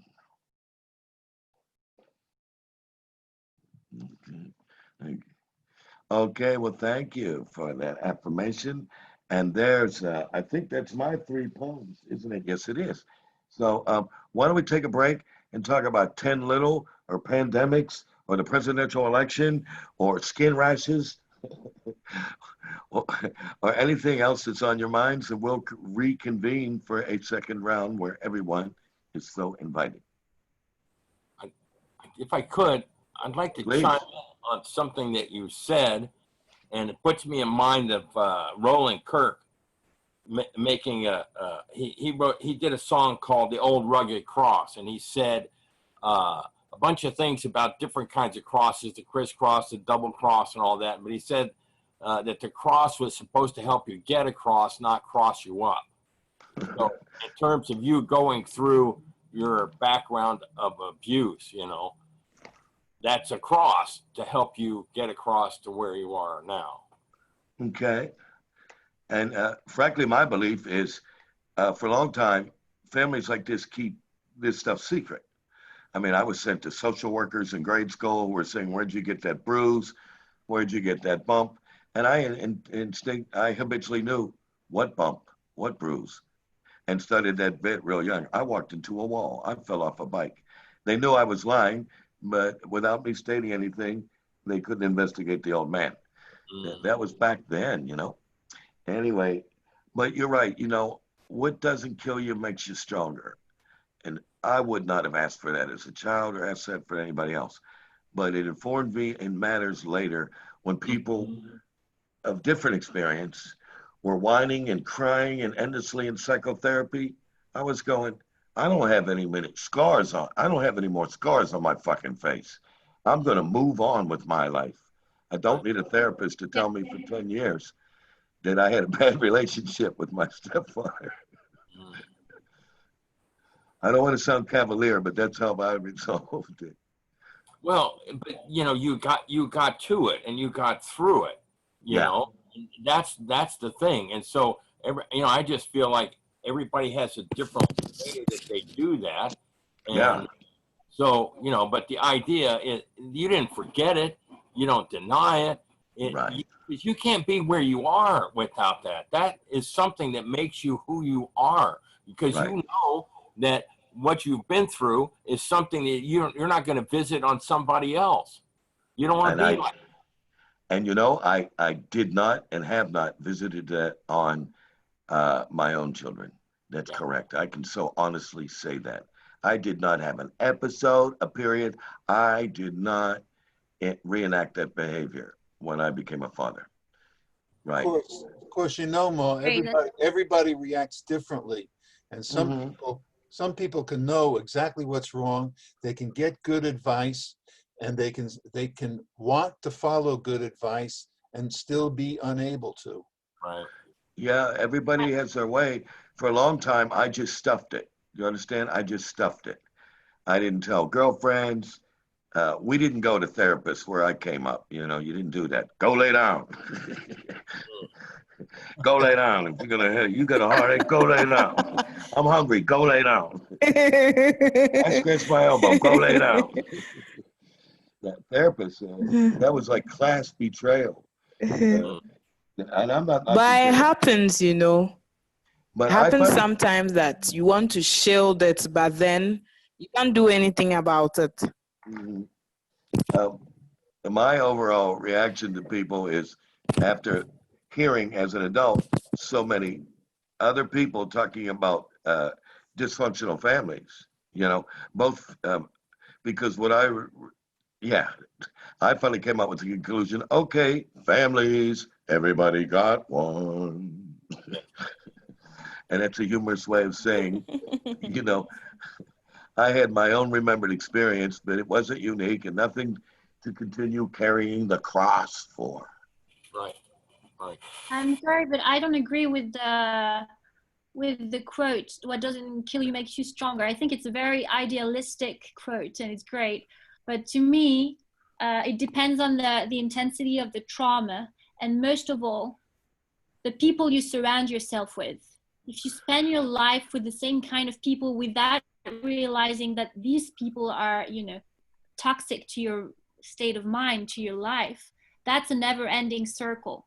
Because you get used to a type of relationships with your family, and then without realizing it, you reenact the same relationships over and over again. So unless you become really conscious of what's happening and you act upon it, sometimes you can spend a whole lifetime without even realizing that you are a victim, basically.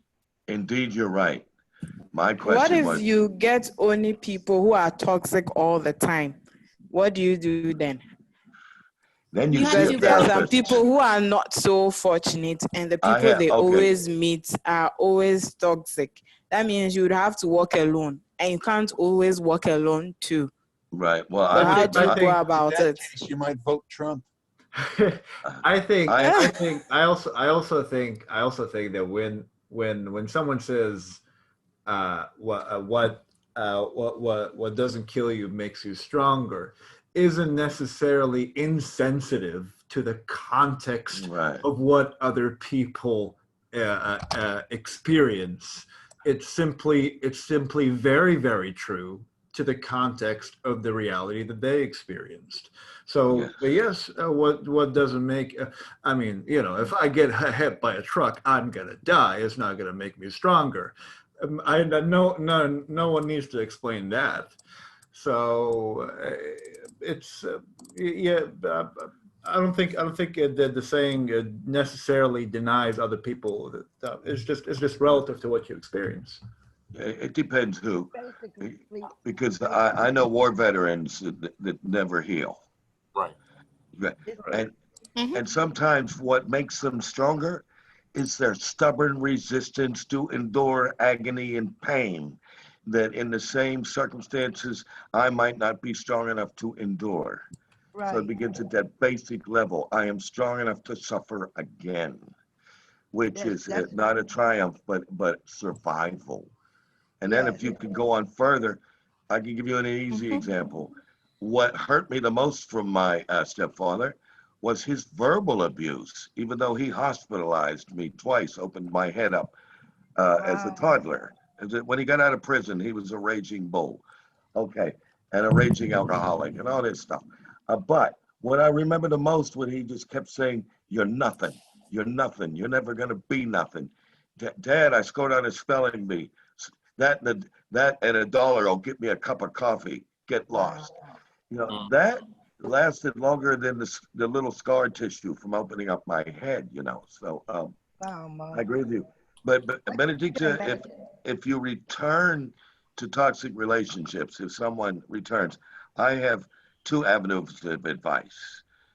Trust your friends and a therapist, and Mhm. do psilocybin mushrooms. And I want to say something. Yeah, they I- don't do I those wanted to, stuff. Oh, we Dr. don't can I Mose. have those people can I say going something? for. Do We don't have do people going for all psilocybin and those say things. I'm bet. You do psilocybin and you say I'm better than that, and now I feel it. Mm. I And you wanted to come say down something. off that and you go, Eh, I need not drag that cross anymore. I had a period of awareness about my essential self that it's better than that. you know, I wanted to say you know, something some about that, people they Mo. are Yeah, always more lucky Vicky. because they always get friends with benefits. Friends with Oh, benefits, they are there when you have it all. They are not there when you have nothing. So they Mm, can't help you in any aspect. When you need them to encourage you, or it's something that came as a big blow and it has been there for several years, and you needed people, they are not mm, there. But when it comes that you are all out and you are better now, that is when you see them rushing. And some okay. okay. people are not always fortunate to have those kind of people coming towards them all the time. They are Yes. always having people who are just friends with benefits. They won't Okay. call Yes, you, they don't do anything. But when they see that you've made it all, then they realize that your worth, you get it. Mm, So it mm, happens. For Ghana, we don't have those kind of people going for therapy, unlike the Western world. You are more advanced, you would go for all those things. But here, they don't do all those stuff. Well, So you have to deal with it on your own. well, we well, are more advanced and we're not in the case that the rate of depression and suicide and gross Mm-hmm. dysfunctional alienation is skyrocketing in the Western world with people having access to mental health practitioners. well, what I want to say, Mm. Mo, is that Yeah, really gave, Vicky. yeah, I just want to say that really gave me an insight onto you. And you have endured a lot, but the thing I got from what you talked about mostly is that people basically do not change.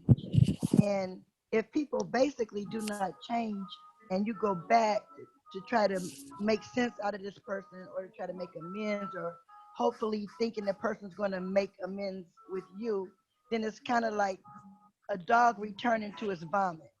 Mm-mm. That Yeah, person is not going to change. yeah. And when you go back, you feel like a fool because you tried to make something out of something that the Bible tells us a dog will always return to his vomit. People will always go back to resort to their old ways, Mm. especially if they don't have any kind of spirit of change. And that's really important. So, I'm glad whatever it did when you were saying that it makes you stronger, it's true because it's basically a metaphor. It doesn't mean that, you know, um, you're not going to be beat down, you're not going to be scarred. But if you can endure to the end, that is there is a God in heaven, the maker of all creations, that will see you through. But we have to stand and persevere. And you've done that. And whatever he said or didn't say to you, um, you still managed to become somebody that's important to somebody because you're Yeah. important to us.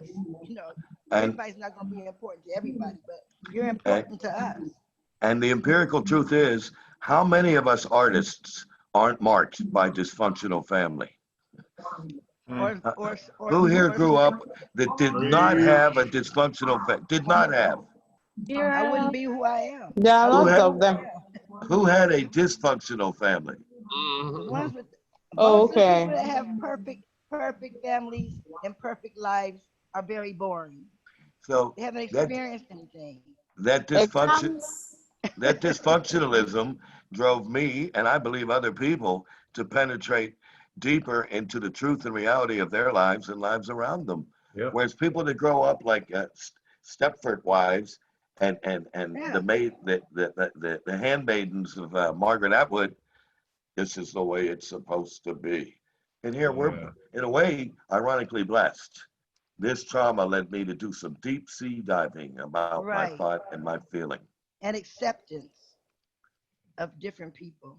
That's what Yeah. I see in you. You accept people with different cultures, and you don't just accept them and say, oh, I'm into this. Is you basically have a broad enough mind to see Well, what's going on in different cultures. that came with crossing the tracks, going to the other side of the tracks, as we say, and from world travel in terms of tolerate and accepting and celebrating other people. Travel and just meeting different socioeconomic pockets in my own city and realizing there were values that I hadn't known in a, the intellectual jazzers, the intellectual beatniks of my day, the philosopher poet hippies, that they were antithetical to my upbringing. But Right. see, traveling to them was just as much as coping with trauma. Yeah, They were the that's way true. out. They were the open door. Incredible. I'm sure that's a form of diversional therapy. Oh, So you yeah, I do would things say for so. yourself just to feel refreshed and all that. Yes, indeed. So somebody is Sounds not, relieving. it sounds like somebody is not muted and I can hear some background noise. So I would like you to check to see if you're muted so that when It's you do read, Benedicta, I think. go ahead, Claire. Yeah, I think it's Benedicta. Wait. Yes, please. So I've muted myself because I think my screen is on. So I just have to reduce the volume. Okay. Well, all right I've then. done that. I hope they are not. What's interesting to me is there's a lot of truth in what Benedicta says about therapy, and at least that's how I insert it in what we write. Because when you think about it, when you look at the professional therapists, they essentially have the conversations with you that you would have as a poet. They do you the does that make sense to you guys? I mean, because yeah, that's what I think. I think if they're good therapists, they're communicating to the core of your need, whatever style they practice. Right. And if they're not, they're just going through the motions. They feed you a little bit of Extravagant. feedback, collect your payment for that session, and see Right. you again until you finance their vacation to the Bahamas. Well, most of my friends that are therapists or psychologists So they make money are out of it. they're basically just as psychotic as the rest of us. They just get paid to listen. Tell me about it. I made the mistake of having a love affair with a psychiatric nurse. She was crazier than the rest of the staff, and I loved it because we were into nihilism. And then I had a love affair with a psychiatrist, and she was even fucking more crazy. See, because there was something I admit that drew me to their craziness, Really? Mom, and their why? and their craziness liked me because they I said, "Oh, know, I I know. can act like they thought I can act like the psychiatrist and blame everything on Mo." I have a page on Facebook called "The Stars They in My do Own Life." things which are I odd. don't, That is I it. don't, I don't ever have to look to the stars in Hollywood because my friends are bizarre enough. I don't need any other examples, and I always gravitate towards the crazy ones. So Well, you know, that gives rise to the off-quoted phrase statement, which was the lunatics are running the asylum. And if you've worked in a major mental Okay. health psychiatric hospital treatment centers, you understand why they talked about the caregivers as the lunatics are running the asylum. I After What happens I is majored that in psychology in college, it's a and specialty Wait, course, Benedicta, on hold its up. own. Benedicta, dear, hold Okay, on. sorry. Give it up to Bill. Okay. I majored in psychology in college, and I knew some of my professors through, personally, in a way. And since then, I have religiously avoided psychotherapists because some of them were just so crazy. Of course, where I went, they were all behaviorists. They were all behaviorists, and behaviorists, Yeah, put some modification on your ass. Sometimes, Yeah, Yeah, I to add up to what Bill said, it's very, very true. Because most of them, they get used to their clients for a very long time. And whatever you study in psychiatry is what you are going to do and practice. So you get so used to them, sometimes you emulate what they are doing instead of rather helping them. Sometimes you get so attached to them based on the kind of conditions they are presenting with. So if you are not careful, you later on adapt to their situation and you stay with them. So the things you do are always weird, just like they do. Okay. Because most of the conditions they study, it has a wide range of certain things. You go deeper into the mind, the thoughts, so they adapt to things that goes a little bit off the brink. That's what happens. Well, the good news, so we can wrap this up and prepare for a second round. I'm glad we're recording our conversations, people, by the way, because we are worth listening to in our between poem conversations over the last several weeks. Yeah. And that has to do with the fact there's not 30 people waiting in line to read a poem, but a dozen poets who are really good and willing to discuss issues related to their poetry in depth instead of a 30-second clip. Next poet. So let's go on to the second round, and let's ask Bill Strangmeyer to take us into the second round. Please, Bill, with 2 poems each, please. okay. Let's see. Which one did I decide on? Oh, yeah. Okay, I think this is on theme, if you will. It's called And Don't Screw It Up. They don't know, little kids, and hopefully don't care, at least the way that I did, with fear instead of hair. They'll tell you of the right of way and where your place must be, but never give you sunny days. They'll leave you out at sea. So children, keep your eyes out. Don't take your parents as your peers. Not sure they know what it's about. They used to, but it's been so many years. So keep your fists up, feet apart. Not all your peers are friends. You have to listen to your heart. Watch what the plot intends.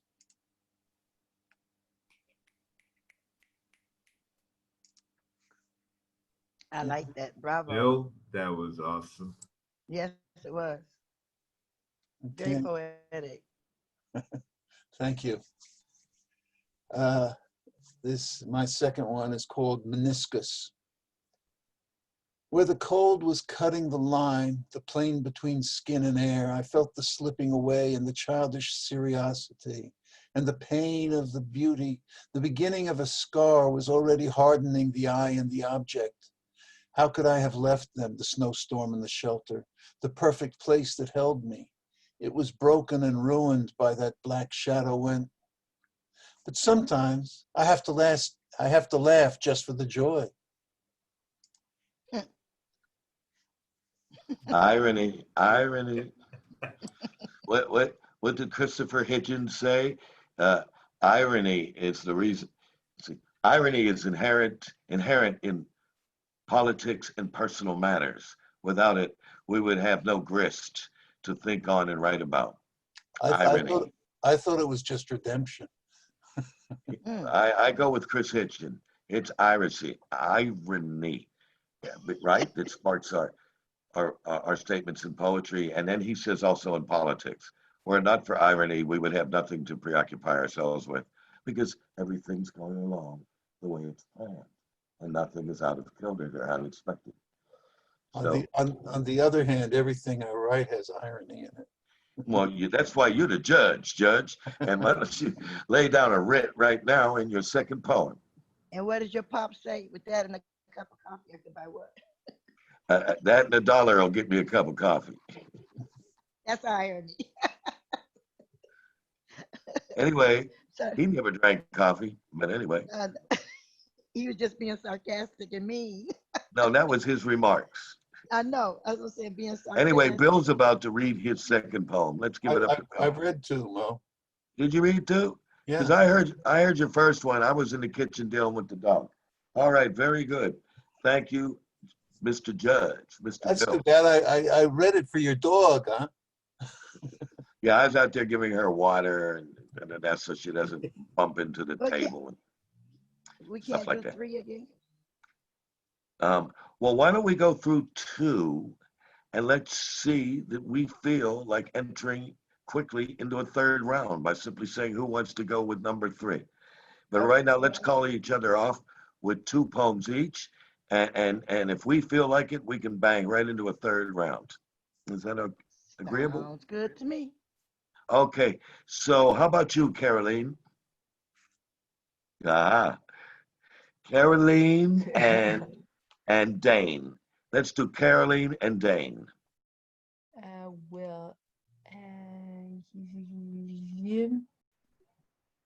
This one, I read it already. So this one will be in Spanish, and it's about, I've already read it, but it's very actual in my life, so I'll read it again. Is this about Charlie Hebdo? And it's about, no. This one, it's about my grandma and her mother, so, and their grave. It's about death, deuil, family histories. Everybody got one. Yeah, so true. Okay, Caroline. Caroline, go. It's called Desaparición. Desaparición. Ya no está. La casa ha desaparecido. No sé por dónde buscarla. Es como si no fuera jamás. Pero tiene que haber sido. Si no, yo no estuviera aquí buscándola. ¿Qué ha hecho papá? Papá ha borrado los índices del pasado, la ropa, los hilos para coser, el bilboqué y mi mini bici con 3 ruedas de metal azul y rojo que me había hecho daño un día. Hizo como si yo no fuera de la familia, como si no me concernaba. Estaba en una especie de paraíso con gente que no les conocían. No me di cuenta. No era real. No podía ser. Pero al volver, papá había borrado todo. Cuadro, casa, ropa, juegos, fotos, los muebles estaban en su casa algunos, pero ya no era la casa, sino otra. Otro día había abandonado mi perro. Otro día quedaban cajas con el contenido del buffet. Poco a poco, el presente ha devorado el pasado, pero no puede tocar mis recuerdos. Sé que ha existido, lo sé. Como el pasajero de una mujer desaparece de Hitchcock, lo sé. Pero la diferencia es que mi nona no está escondida. En punto de volver diciendo, ¡tarán! Me había escondido. No, ya no volverá nunca. Gracias. Let's say this again. Muchas gracias para el poeta. Poema, la melancolía la melancolía de mi corazón. Profundo el dentro. Yeah. So thank you. And so you Uh, have a second one? yes, I've got a second one, and it's it's about post-trauma stress. Yeah, What, say again? Post-trauma stress. it's quite short. No, but what Uh, is post-trauma stress? Is that like, I feel bad, now I feel bad because I feel bad? it's called trauma back, remontée traumatique, and it's in Yeah, French. the return. Is it a Uh, Back. PTSD or something? yes, and I've got. Oh, okay. So, remontée traumatique. C'est comme essayer de soulever une montagne sous anesthésie. Je pense à des trucs que j'oublie avant de les noter. Je ne sais plus où j'ai mis la liste que j'ai commencé à faire, je ne sais plus quand. Le temps s'égrène et l'échéance se rapproche, je ne sais pas de quoi sera fait demain. Encore une fois, c'est énorme. C'est comme construire patiemment un barrage et s'apercevoir qu'on a oublié le mortier entre les pierres et que ça fuit de partout. Après tout, c'est peut-être pas si grave de m'arrêter pour pleurer, de ne pas y arriver. Je m'autorise à flancher parce que c'est moi, maintenant. Et ça fait trop. La force de l'eau et du roseau. Je flippe du prix à payer plus tard. J'ai peur que ça recommence, mais c'est déjà arrivé. C'est déjà arrivé. Plus tard, c'est hier. C'est maintenant. J'accueille les souvenirs. Ces petits onglets pas refermés, ensevelis derrière le présent, les peut-être, les pourquoi pas, les et si. Je ressors mon costume de super-héroïne du placard, sans cape, évidemment. Héroïne. Vu mon état de conscience, on pourrait douter du sens du mot. À la fois, j'en ai marre de jouer ce rôle. J'aimerais bien de l'aide. With a little help from my friend. À la fois, c'est aussi moi. Faire des trucs, c'est aussi me sentir capable de faire des trucs. Le truc bien avec le côté page blanche, à ne pas réussir à me projeter, c'est que je n'ai pas conscience de ce qui me reste à faire. Le truc chiant, c'est que je n'arrive pas à planifier efficacement.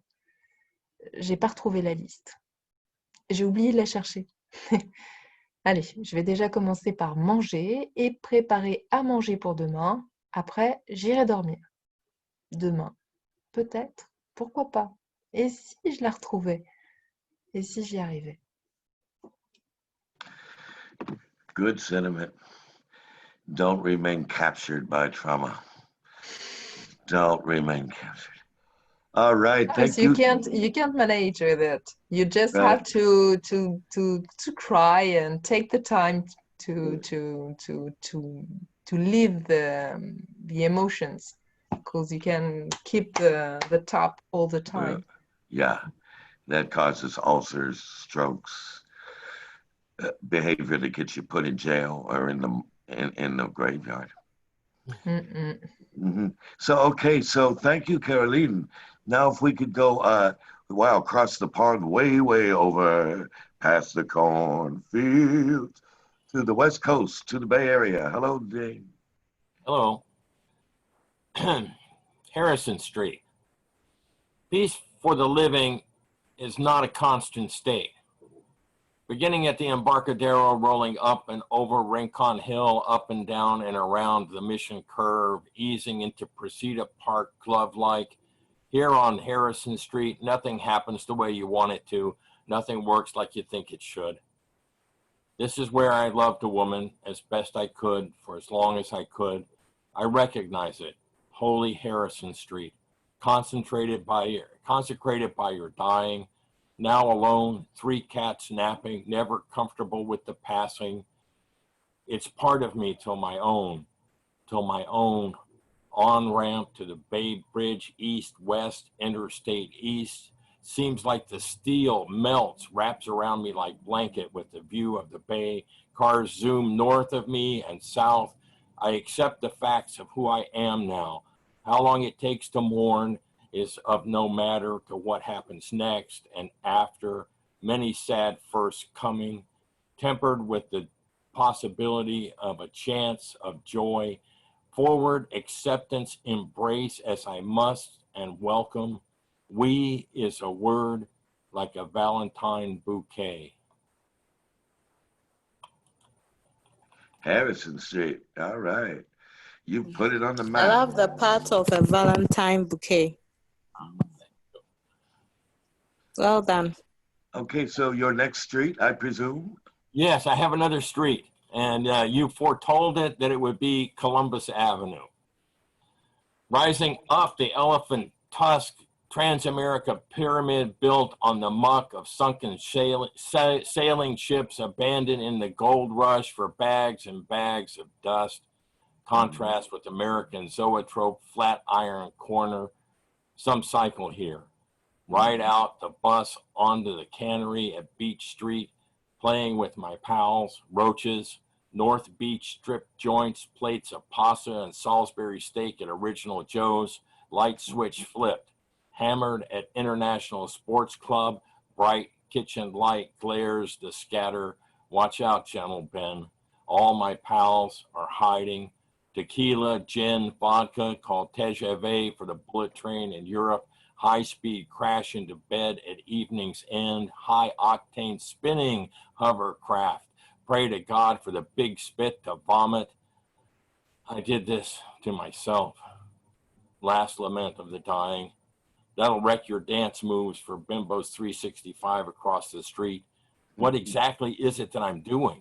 Eating curry at Kennedy's Irish pub, hung over hangout. Everything is practice. Kneeling, bowing, praying sober for some sourdough.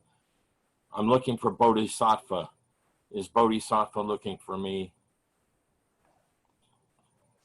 Okay. Okay. Very nice. Do you have a what you feel is a complete collection on, shall we say, San Francisco streets?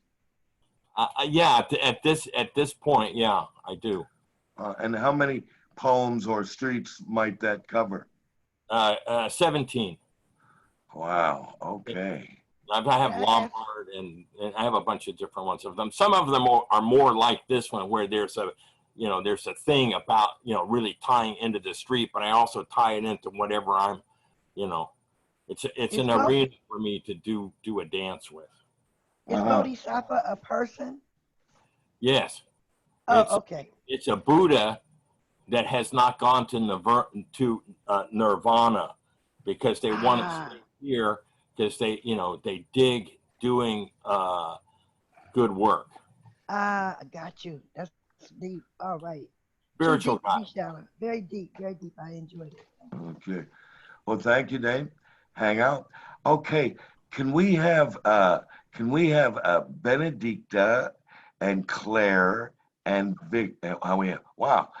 Benedicta. Mo, are you still with us? I am, sir. Yeah. Okay, good. Benedicta is still here. Okay, so let's do, because Mo is the last one standing, that is to say, it's the latest time zone where he is. Can we go Benedicta, then Mo? And Benedicta and Mo, in that order, please. And then we'll go to Vicky and Claire and me. So Benedicta, please, you're on. Okay. Is it clear? Very. As a matter of fact, Races of the past. What she uses. Well, let's go with that poem, Benedicta. Okay. Races of the past. Horrifying assaults in tenets and shallows. As injured as it seems, you make the wounds of harvest in mimics and truces. The red dangers of the heart. Yields beyond what lies ahead. Metamorphosis tells it all. That's about it. Wow. Now, you said races in the past? Yes, races of the past. Do you mean like running or racial? Not racial. Okay. Thoughts running through your mind. Racing through your mind, sorry. Not Okay. running as in exercising. Okay. But like races of the past, you have several thoughts coming to your mind, which was done in the past. Exactly. Okay, thank you. Would you give us a second one, Benedicta? Okay, the second one is a haiku. And I read, catapults and shifts, resounding silence, the knock of reconciliation. That's it. Okay. Well, thank you. Thank you very much. And I'm glad your signal held up tonight. It's been holding up quite well. So good for us. We're all the better. Thank you too. We're all the better for it. Okay, so now if we can have the night owl among us. Hello, Mo. Hello, hello, hello. Step right up and take the escalator right up and pay right up front and measure up to the new digital trend. 23 megapixels for your latrine selfies. Waste your New Year's resolution savings on a resolution that Instagram couldn't use anyways, and take pictures of your kitchen fixtures and your dental dentures and call it photography. Kind of like repeating rhyming redundant lines and calling it poetry. Add 33 vignettes and filters to filter your self-esteem issues as if you needed digital signatures to call you beautiful. God damn it, beautiful, it's a phone. All I need is your number to call you. It is amazing how technology's evolved beyond ourselves. It is amazing how we've devolved beyond our pride. We've cast it aside, called ourselves prisoners to mundane lives, and more than our own hands have grown comfortable to change. And I wish they were made of metal. At least they would rattle. At least you could see them. But no, they exist beyond the periodic table. They're called insecurities. They make you gasp in the pool of your own ego, gasping, I. Well, there's an I in altruism, so pull your own damn weight. You want to write a prose, knock on irony's door, and watch it pummel down your writer's block with poetry. You want to write a prose,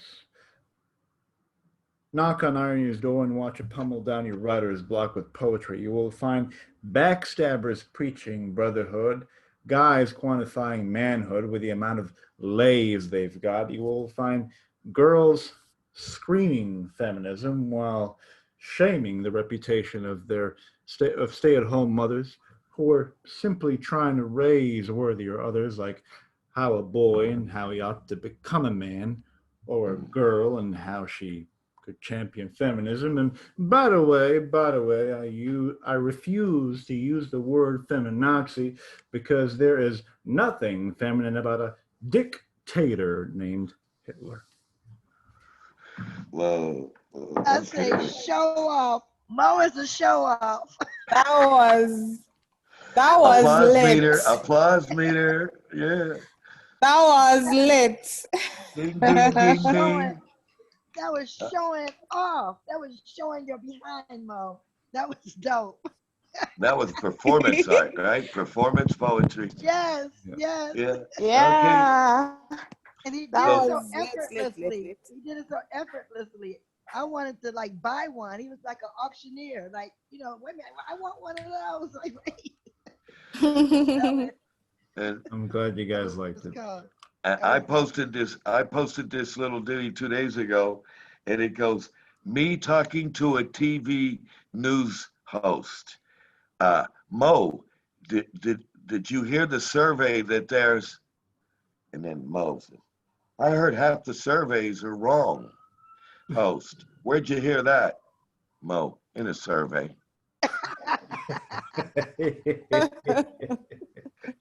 Yeah. It sounds repetitive. That was cool, though, man. That was really dope. Okay, Mo, you got number 2 for us. Yep. Another old favorite. I'm walking dynamite, or maybe just modern man. Take your pick. I'm getting ticketed while I'm speeding on the highway. Pedal to the metal like I'm organic roadkill, like an expiration date on speed dial. I'm playing checker with the speed limit and the radar's about to flash me. Maybe tomorrow it'll even Facebook tag me. Got my salary, but it's the end of the month, so the bills are about to harass me. I'm on 95, about finished with my 9 to 5, and I still got a class to be. The speedometer's waving back and forth, the the dashboard like an arm wrestling match. I gotta mesh and match schedules, ditch and patch relationships, stitch and latch my patience in, and I'm mourning for my advils. I got a headache beating like an anvil. I got a booking I gotta cancel. A lot of rage I wanna channel. I wanna travel and set an example, and I wanna, wait a minute, that's the boss, capitalism's finest, ringing my cell phone, getting ready to give me more than I can handle. Now, hello? Yes, sir. Anything you need, sir. Anything your dollar deems worthy to be, sir. Anything to appease the demands of the man with the means, sir. Sure, WhatsApp me those rad tunes. I gotta make depression dance to, 'cause man, I'm walking dynamite with a distasteful lack of appetite for life. My aging process expedited, this generation's extradited, sent us to punishments due negligence and recklessness of their fathers. I'm conscious cuffed to an open air prison, and my warden is a handheld soul sucker about to make a digital martyr out of me. The system's anatomy made a conspiracy out of me, and I got these people accusing me of writing because I want to make a scene. I'm not making a scene. I'm not tired of making. I'm not trying to make a scene. I'm just tired. Not tired of an honest living, just tired of not living honestly. Ooh, yeah. Famous last lines. This, I guess Chris Hitchens and everybody else's irony. It's the thing that makes the head go around. That was excellent, Mo. Thank you very much for performance poetry presented by Mo tonight. Very nice. Thank you. And people resonating as jazz poetry. You know, if I might say so, in my own opinion, there are poets in this scheme here that have been reading their Kerouac and their Burroughs, and you, Mo, like Peter Orlovsky. If you catch him, he did a lot of recorded readings with Allen Ginsberg, and he wasn't so intellectually finite as he was doing lines of the bullshit all around us, and his ironic takes. Just wanted to mention that. You know, what I stand on the shoulders of people who came before me, and so I like when I hear other people who seem to resonate that way as well. I'm very humble because no one creates in a vacuum. Just no one. That's that postmodernism bullshit. That nothing should ever interest me, and therefore nothing will influence what I have to say. Well, linguistics will tell you differently alone. Anyway, see Noam Chomsky for details. Anyway, so let's go on to Benedicta and Claire, and who we have now? Oh, we did Benedicta. Yes, I've already said mine. I'm sorry. You see, I'm losing it. I'm losing it. So can we go with You Vicky are and not. Claire? Vicky and Claire, Okay, yes, in that yeah. order, please. Okay, Right. Vicky. Well, yes, I'm gonna do my. I guess every poet has a henny penny poem, and this is my henny penny poem called "The Sky Is Falling."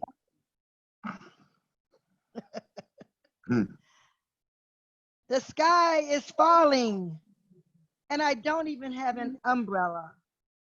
We are being raped back to back by multiple partners, yet you sing me a lullaby. I don't know what you want.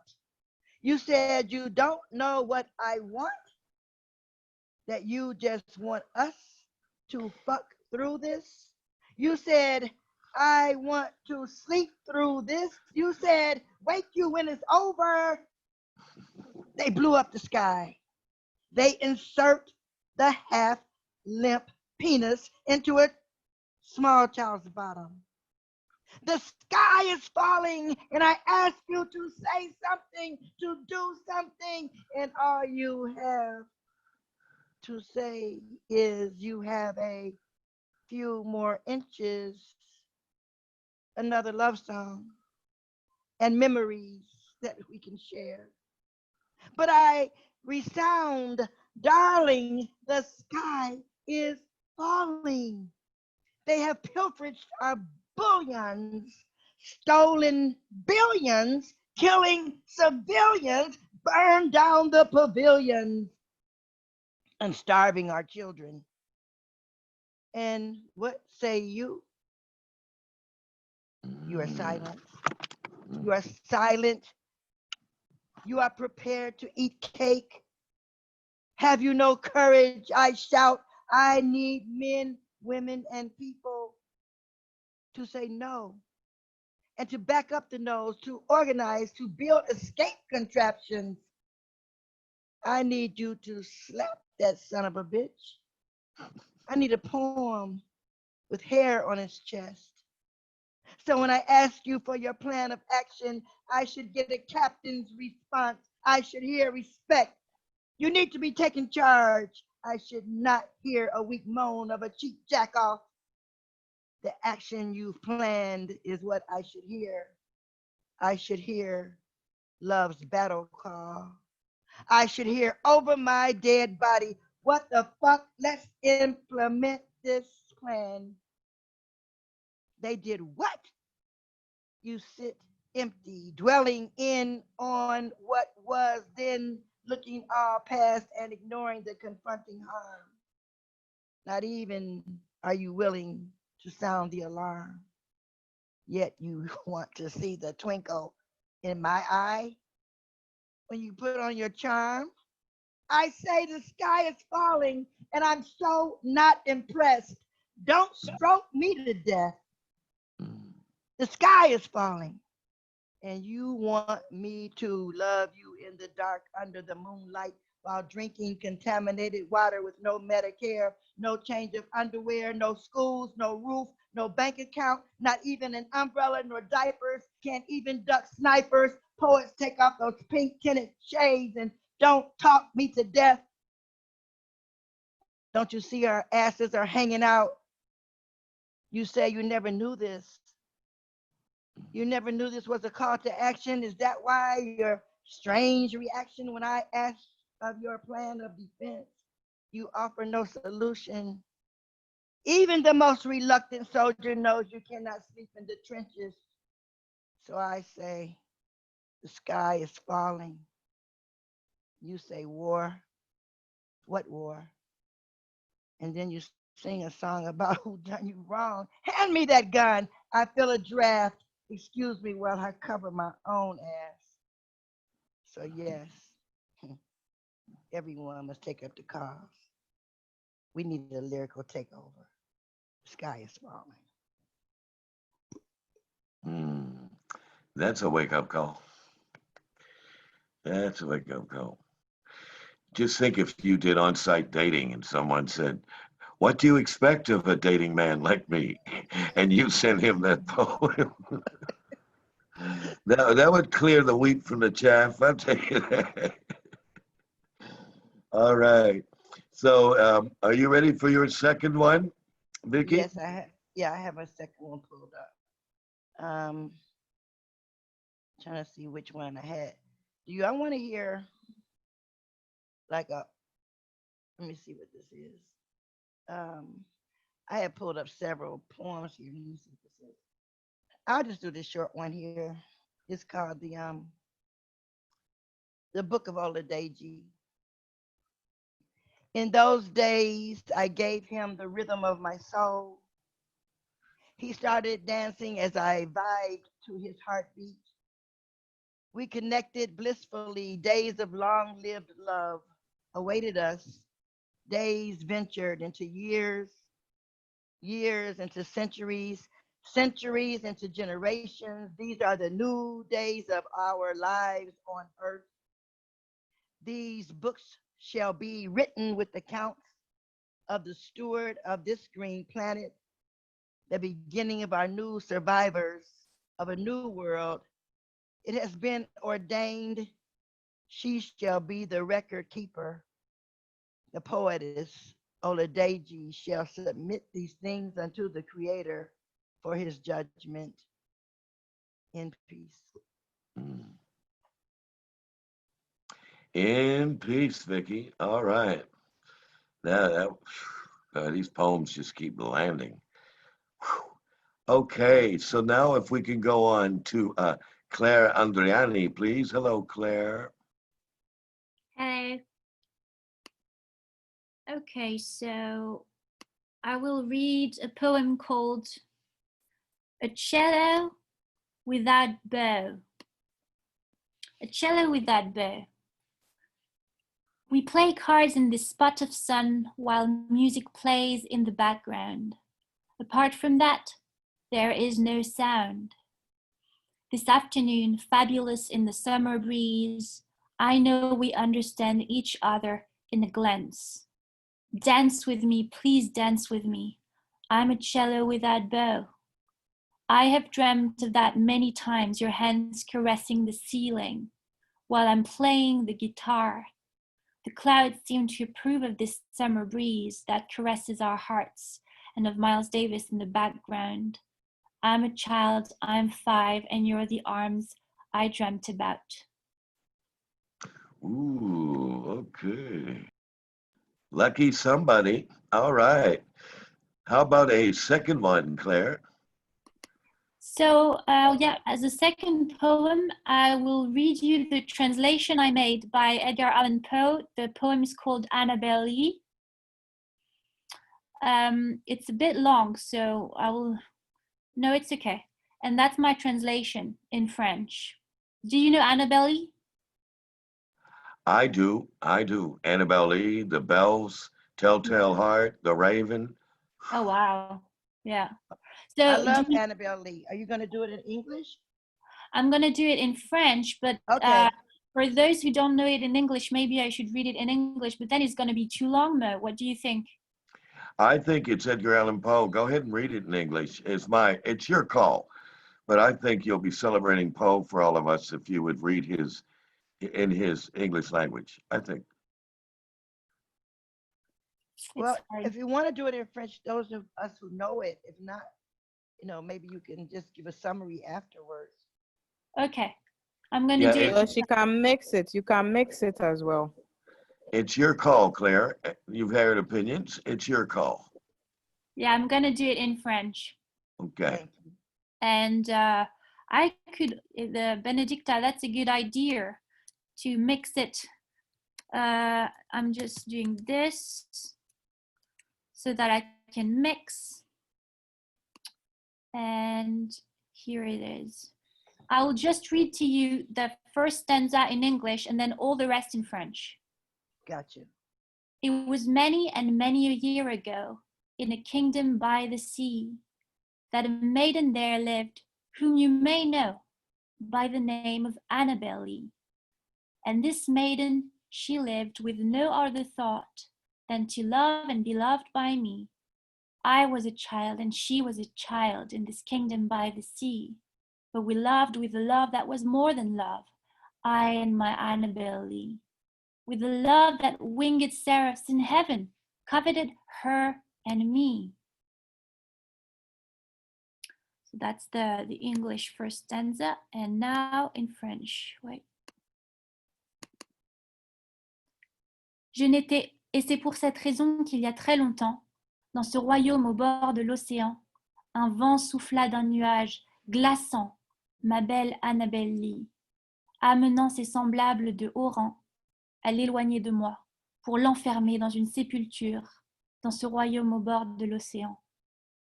Les anges, sans bonheur comparable au paradis, se mirent à nous envier.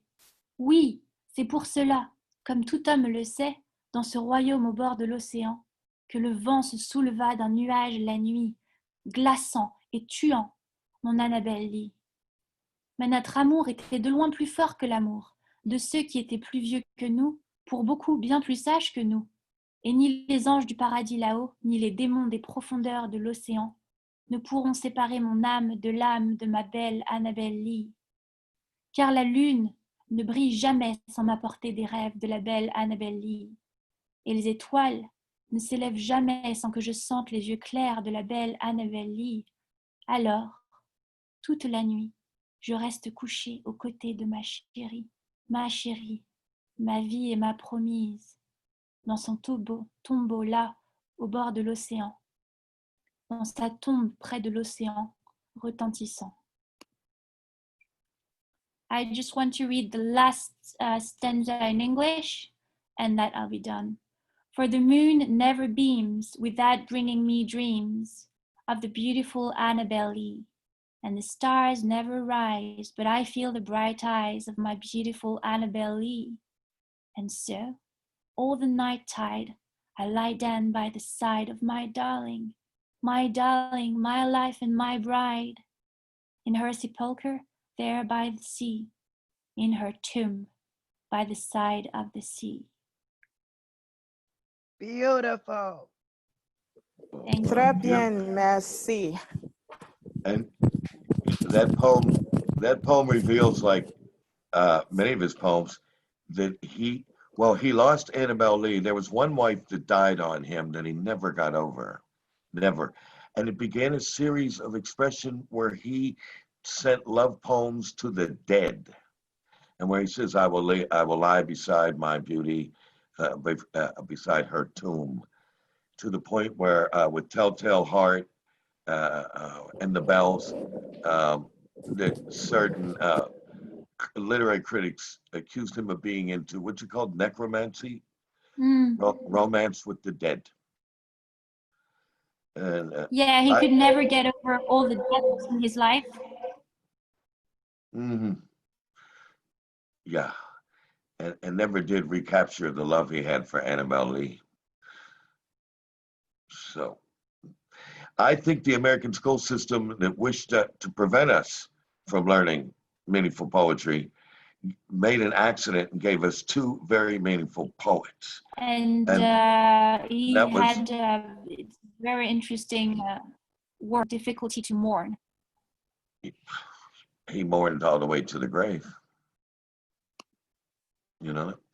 So I'm just saying, for us who grew up in the States where they limited our exposure to literature, particularly provocative, they made a mistake and allowed us to read Edgar Allan. I'm sure their love was that strong. Benedicta, if I could finish that a minute.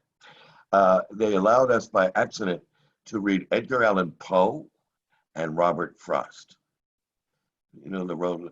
So, and then they got us all back to the more innocuous, nebulous verses that didn't provoke or disturb. But anyway, I was always grateful. Yeah, Wordsworth. But we didn't get much work. In grade school, we got Poe right away. And the bohemian freak in me went, loving it, loving it. She's dead, he loves her. It's gory, he loves her. And as a child who was prepubescent, you know, I identified, not in a sexual way, but in that longing that way. Poe was a monster. And as you know, the French celebrated Edgar Allan Poe immediately upon hearing him. And while they were questioning his value in the States, France right away declared Poe the voice of a revolutionary voice in the short story. Yeah. And they declared this, they said, listen up, world, this is the invention of the short story. And that was Murder in the Rue Morgue and other stories that he did. Yeah, and he was also known for inventing the detective story with the murders in the Rue Morgue. Yes, exactly. Yeah. Exactly. Okay. I think part of his popularity in France is because he was translated by Baudelaire. Baudelaire, yeah. Well, yeah, and felt worthy of translation, you see. Yeah, yeah. Let's still attribute the credit to Poe initially. Baudelaire wouldn't have translated him if he didn't find him. He didn't recognize him as an avant-gardiste short story writer at the time, you know. And, yeah. What I want to ask is that does it exist now for someone to mourn someone for a very long time and have that kind of strong bond? Does it really exist now? Well, I can't speak to anyone I know, and I've gotten over some love attacks on my own that were destined to go nowhere. But I don't know. Does anyone else know somebody that goes perpetually through life mourning a lost love? It happened with my father and his parents. They never got over their whole lives losing him, and so it does happen. It's a different thing than Poe's loss of Annabel Lee, but yeah, I think it does still happen. everybody's different, so it's Okay. possible. And I feel everybody I've lost. I feel them all. I'm with them all the time.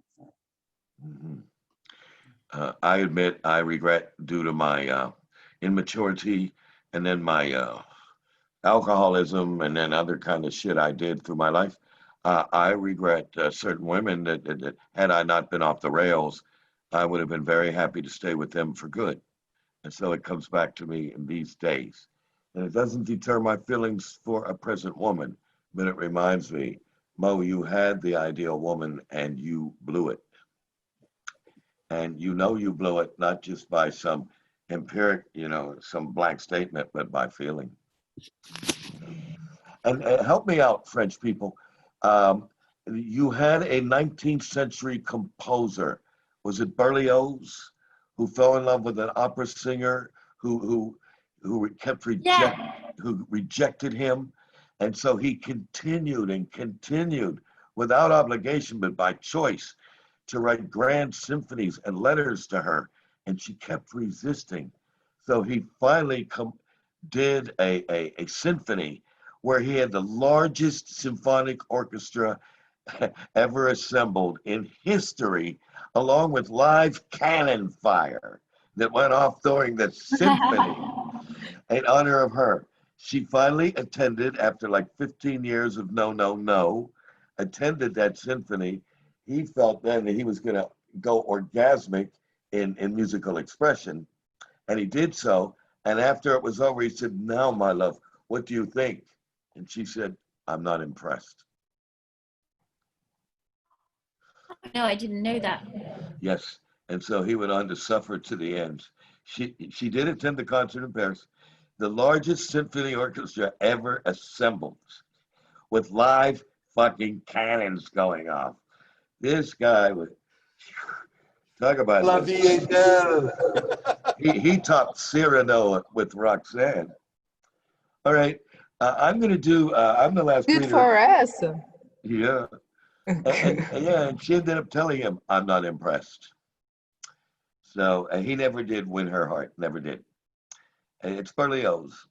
So, okay, now I'm going to read one poem in this second round because I read it last week, but it seems for me anyway, to reflect on what we've talked about tonight, the personal as tragic or melancholy, and the political as tragic and oppressive, all in one piece is what I'm attempting to do, which is something Vicky did earlier very well.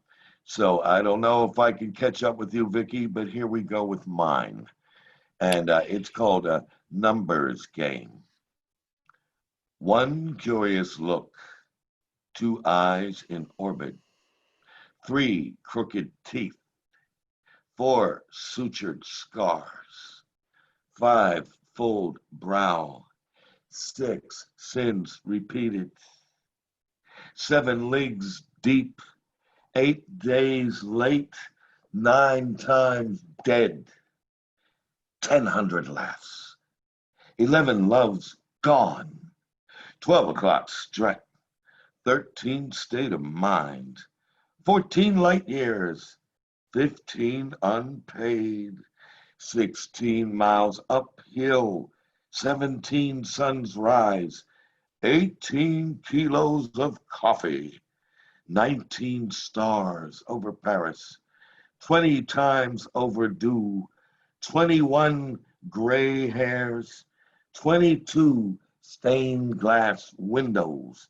23 broken promises, 24 lies, 25 deities, 26 million starving, 27 bending rolls, 28 penny whistles, 29 fallen idols 30 years ago, 31 primordial screams, 32-degree freeze, 33 tears, 34 mountains to climb, 35 follies, 36 ounces of wet brain, 37,000 cigarettes, 38 cracks in my tongue, 39 disappearing women, 40 voice gospel choir, 41 depression Sundays,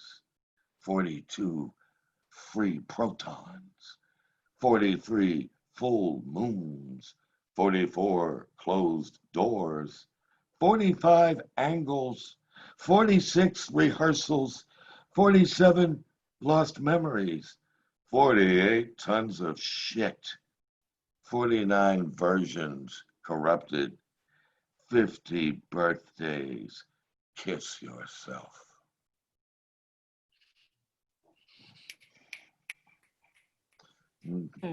Obviously, Lovely.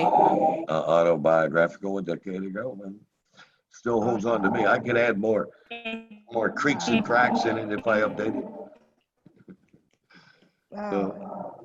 Okay. Wow. Nah. No, that was great. Oh, That was thank you. Yeah, all I had to do is do a survey of myself and some of my feelings socially. I did not have to make any great imaginative leaps.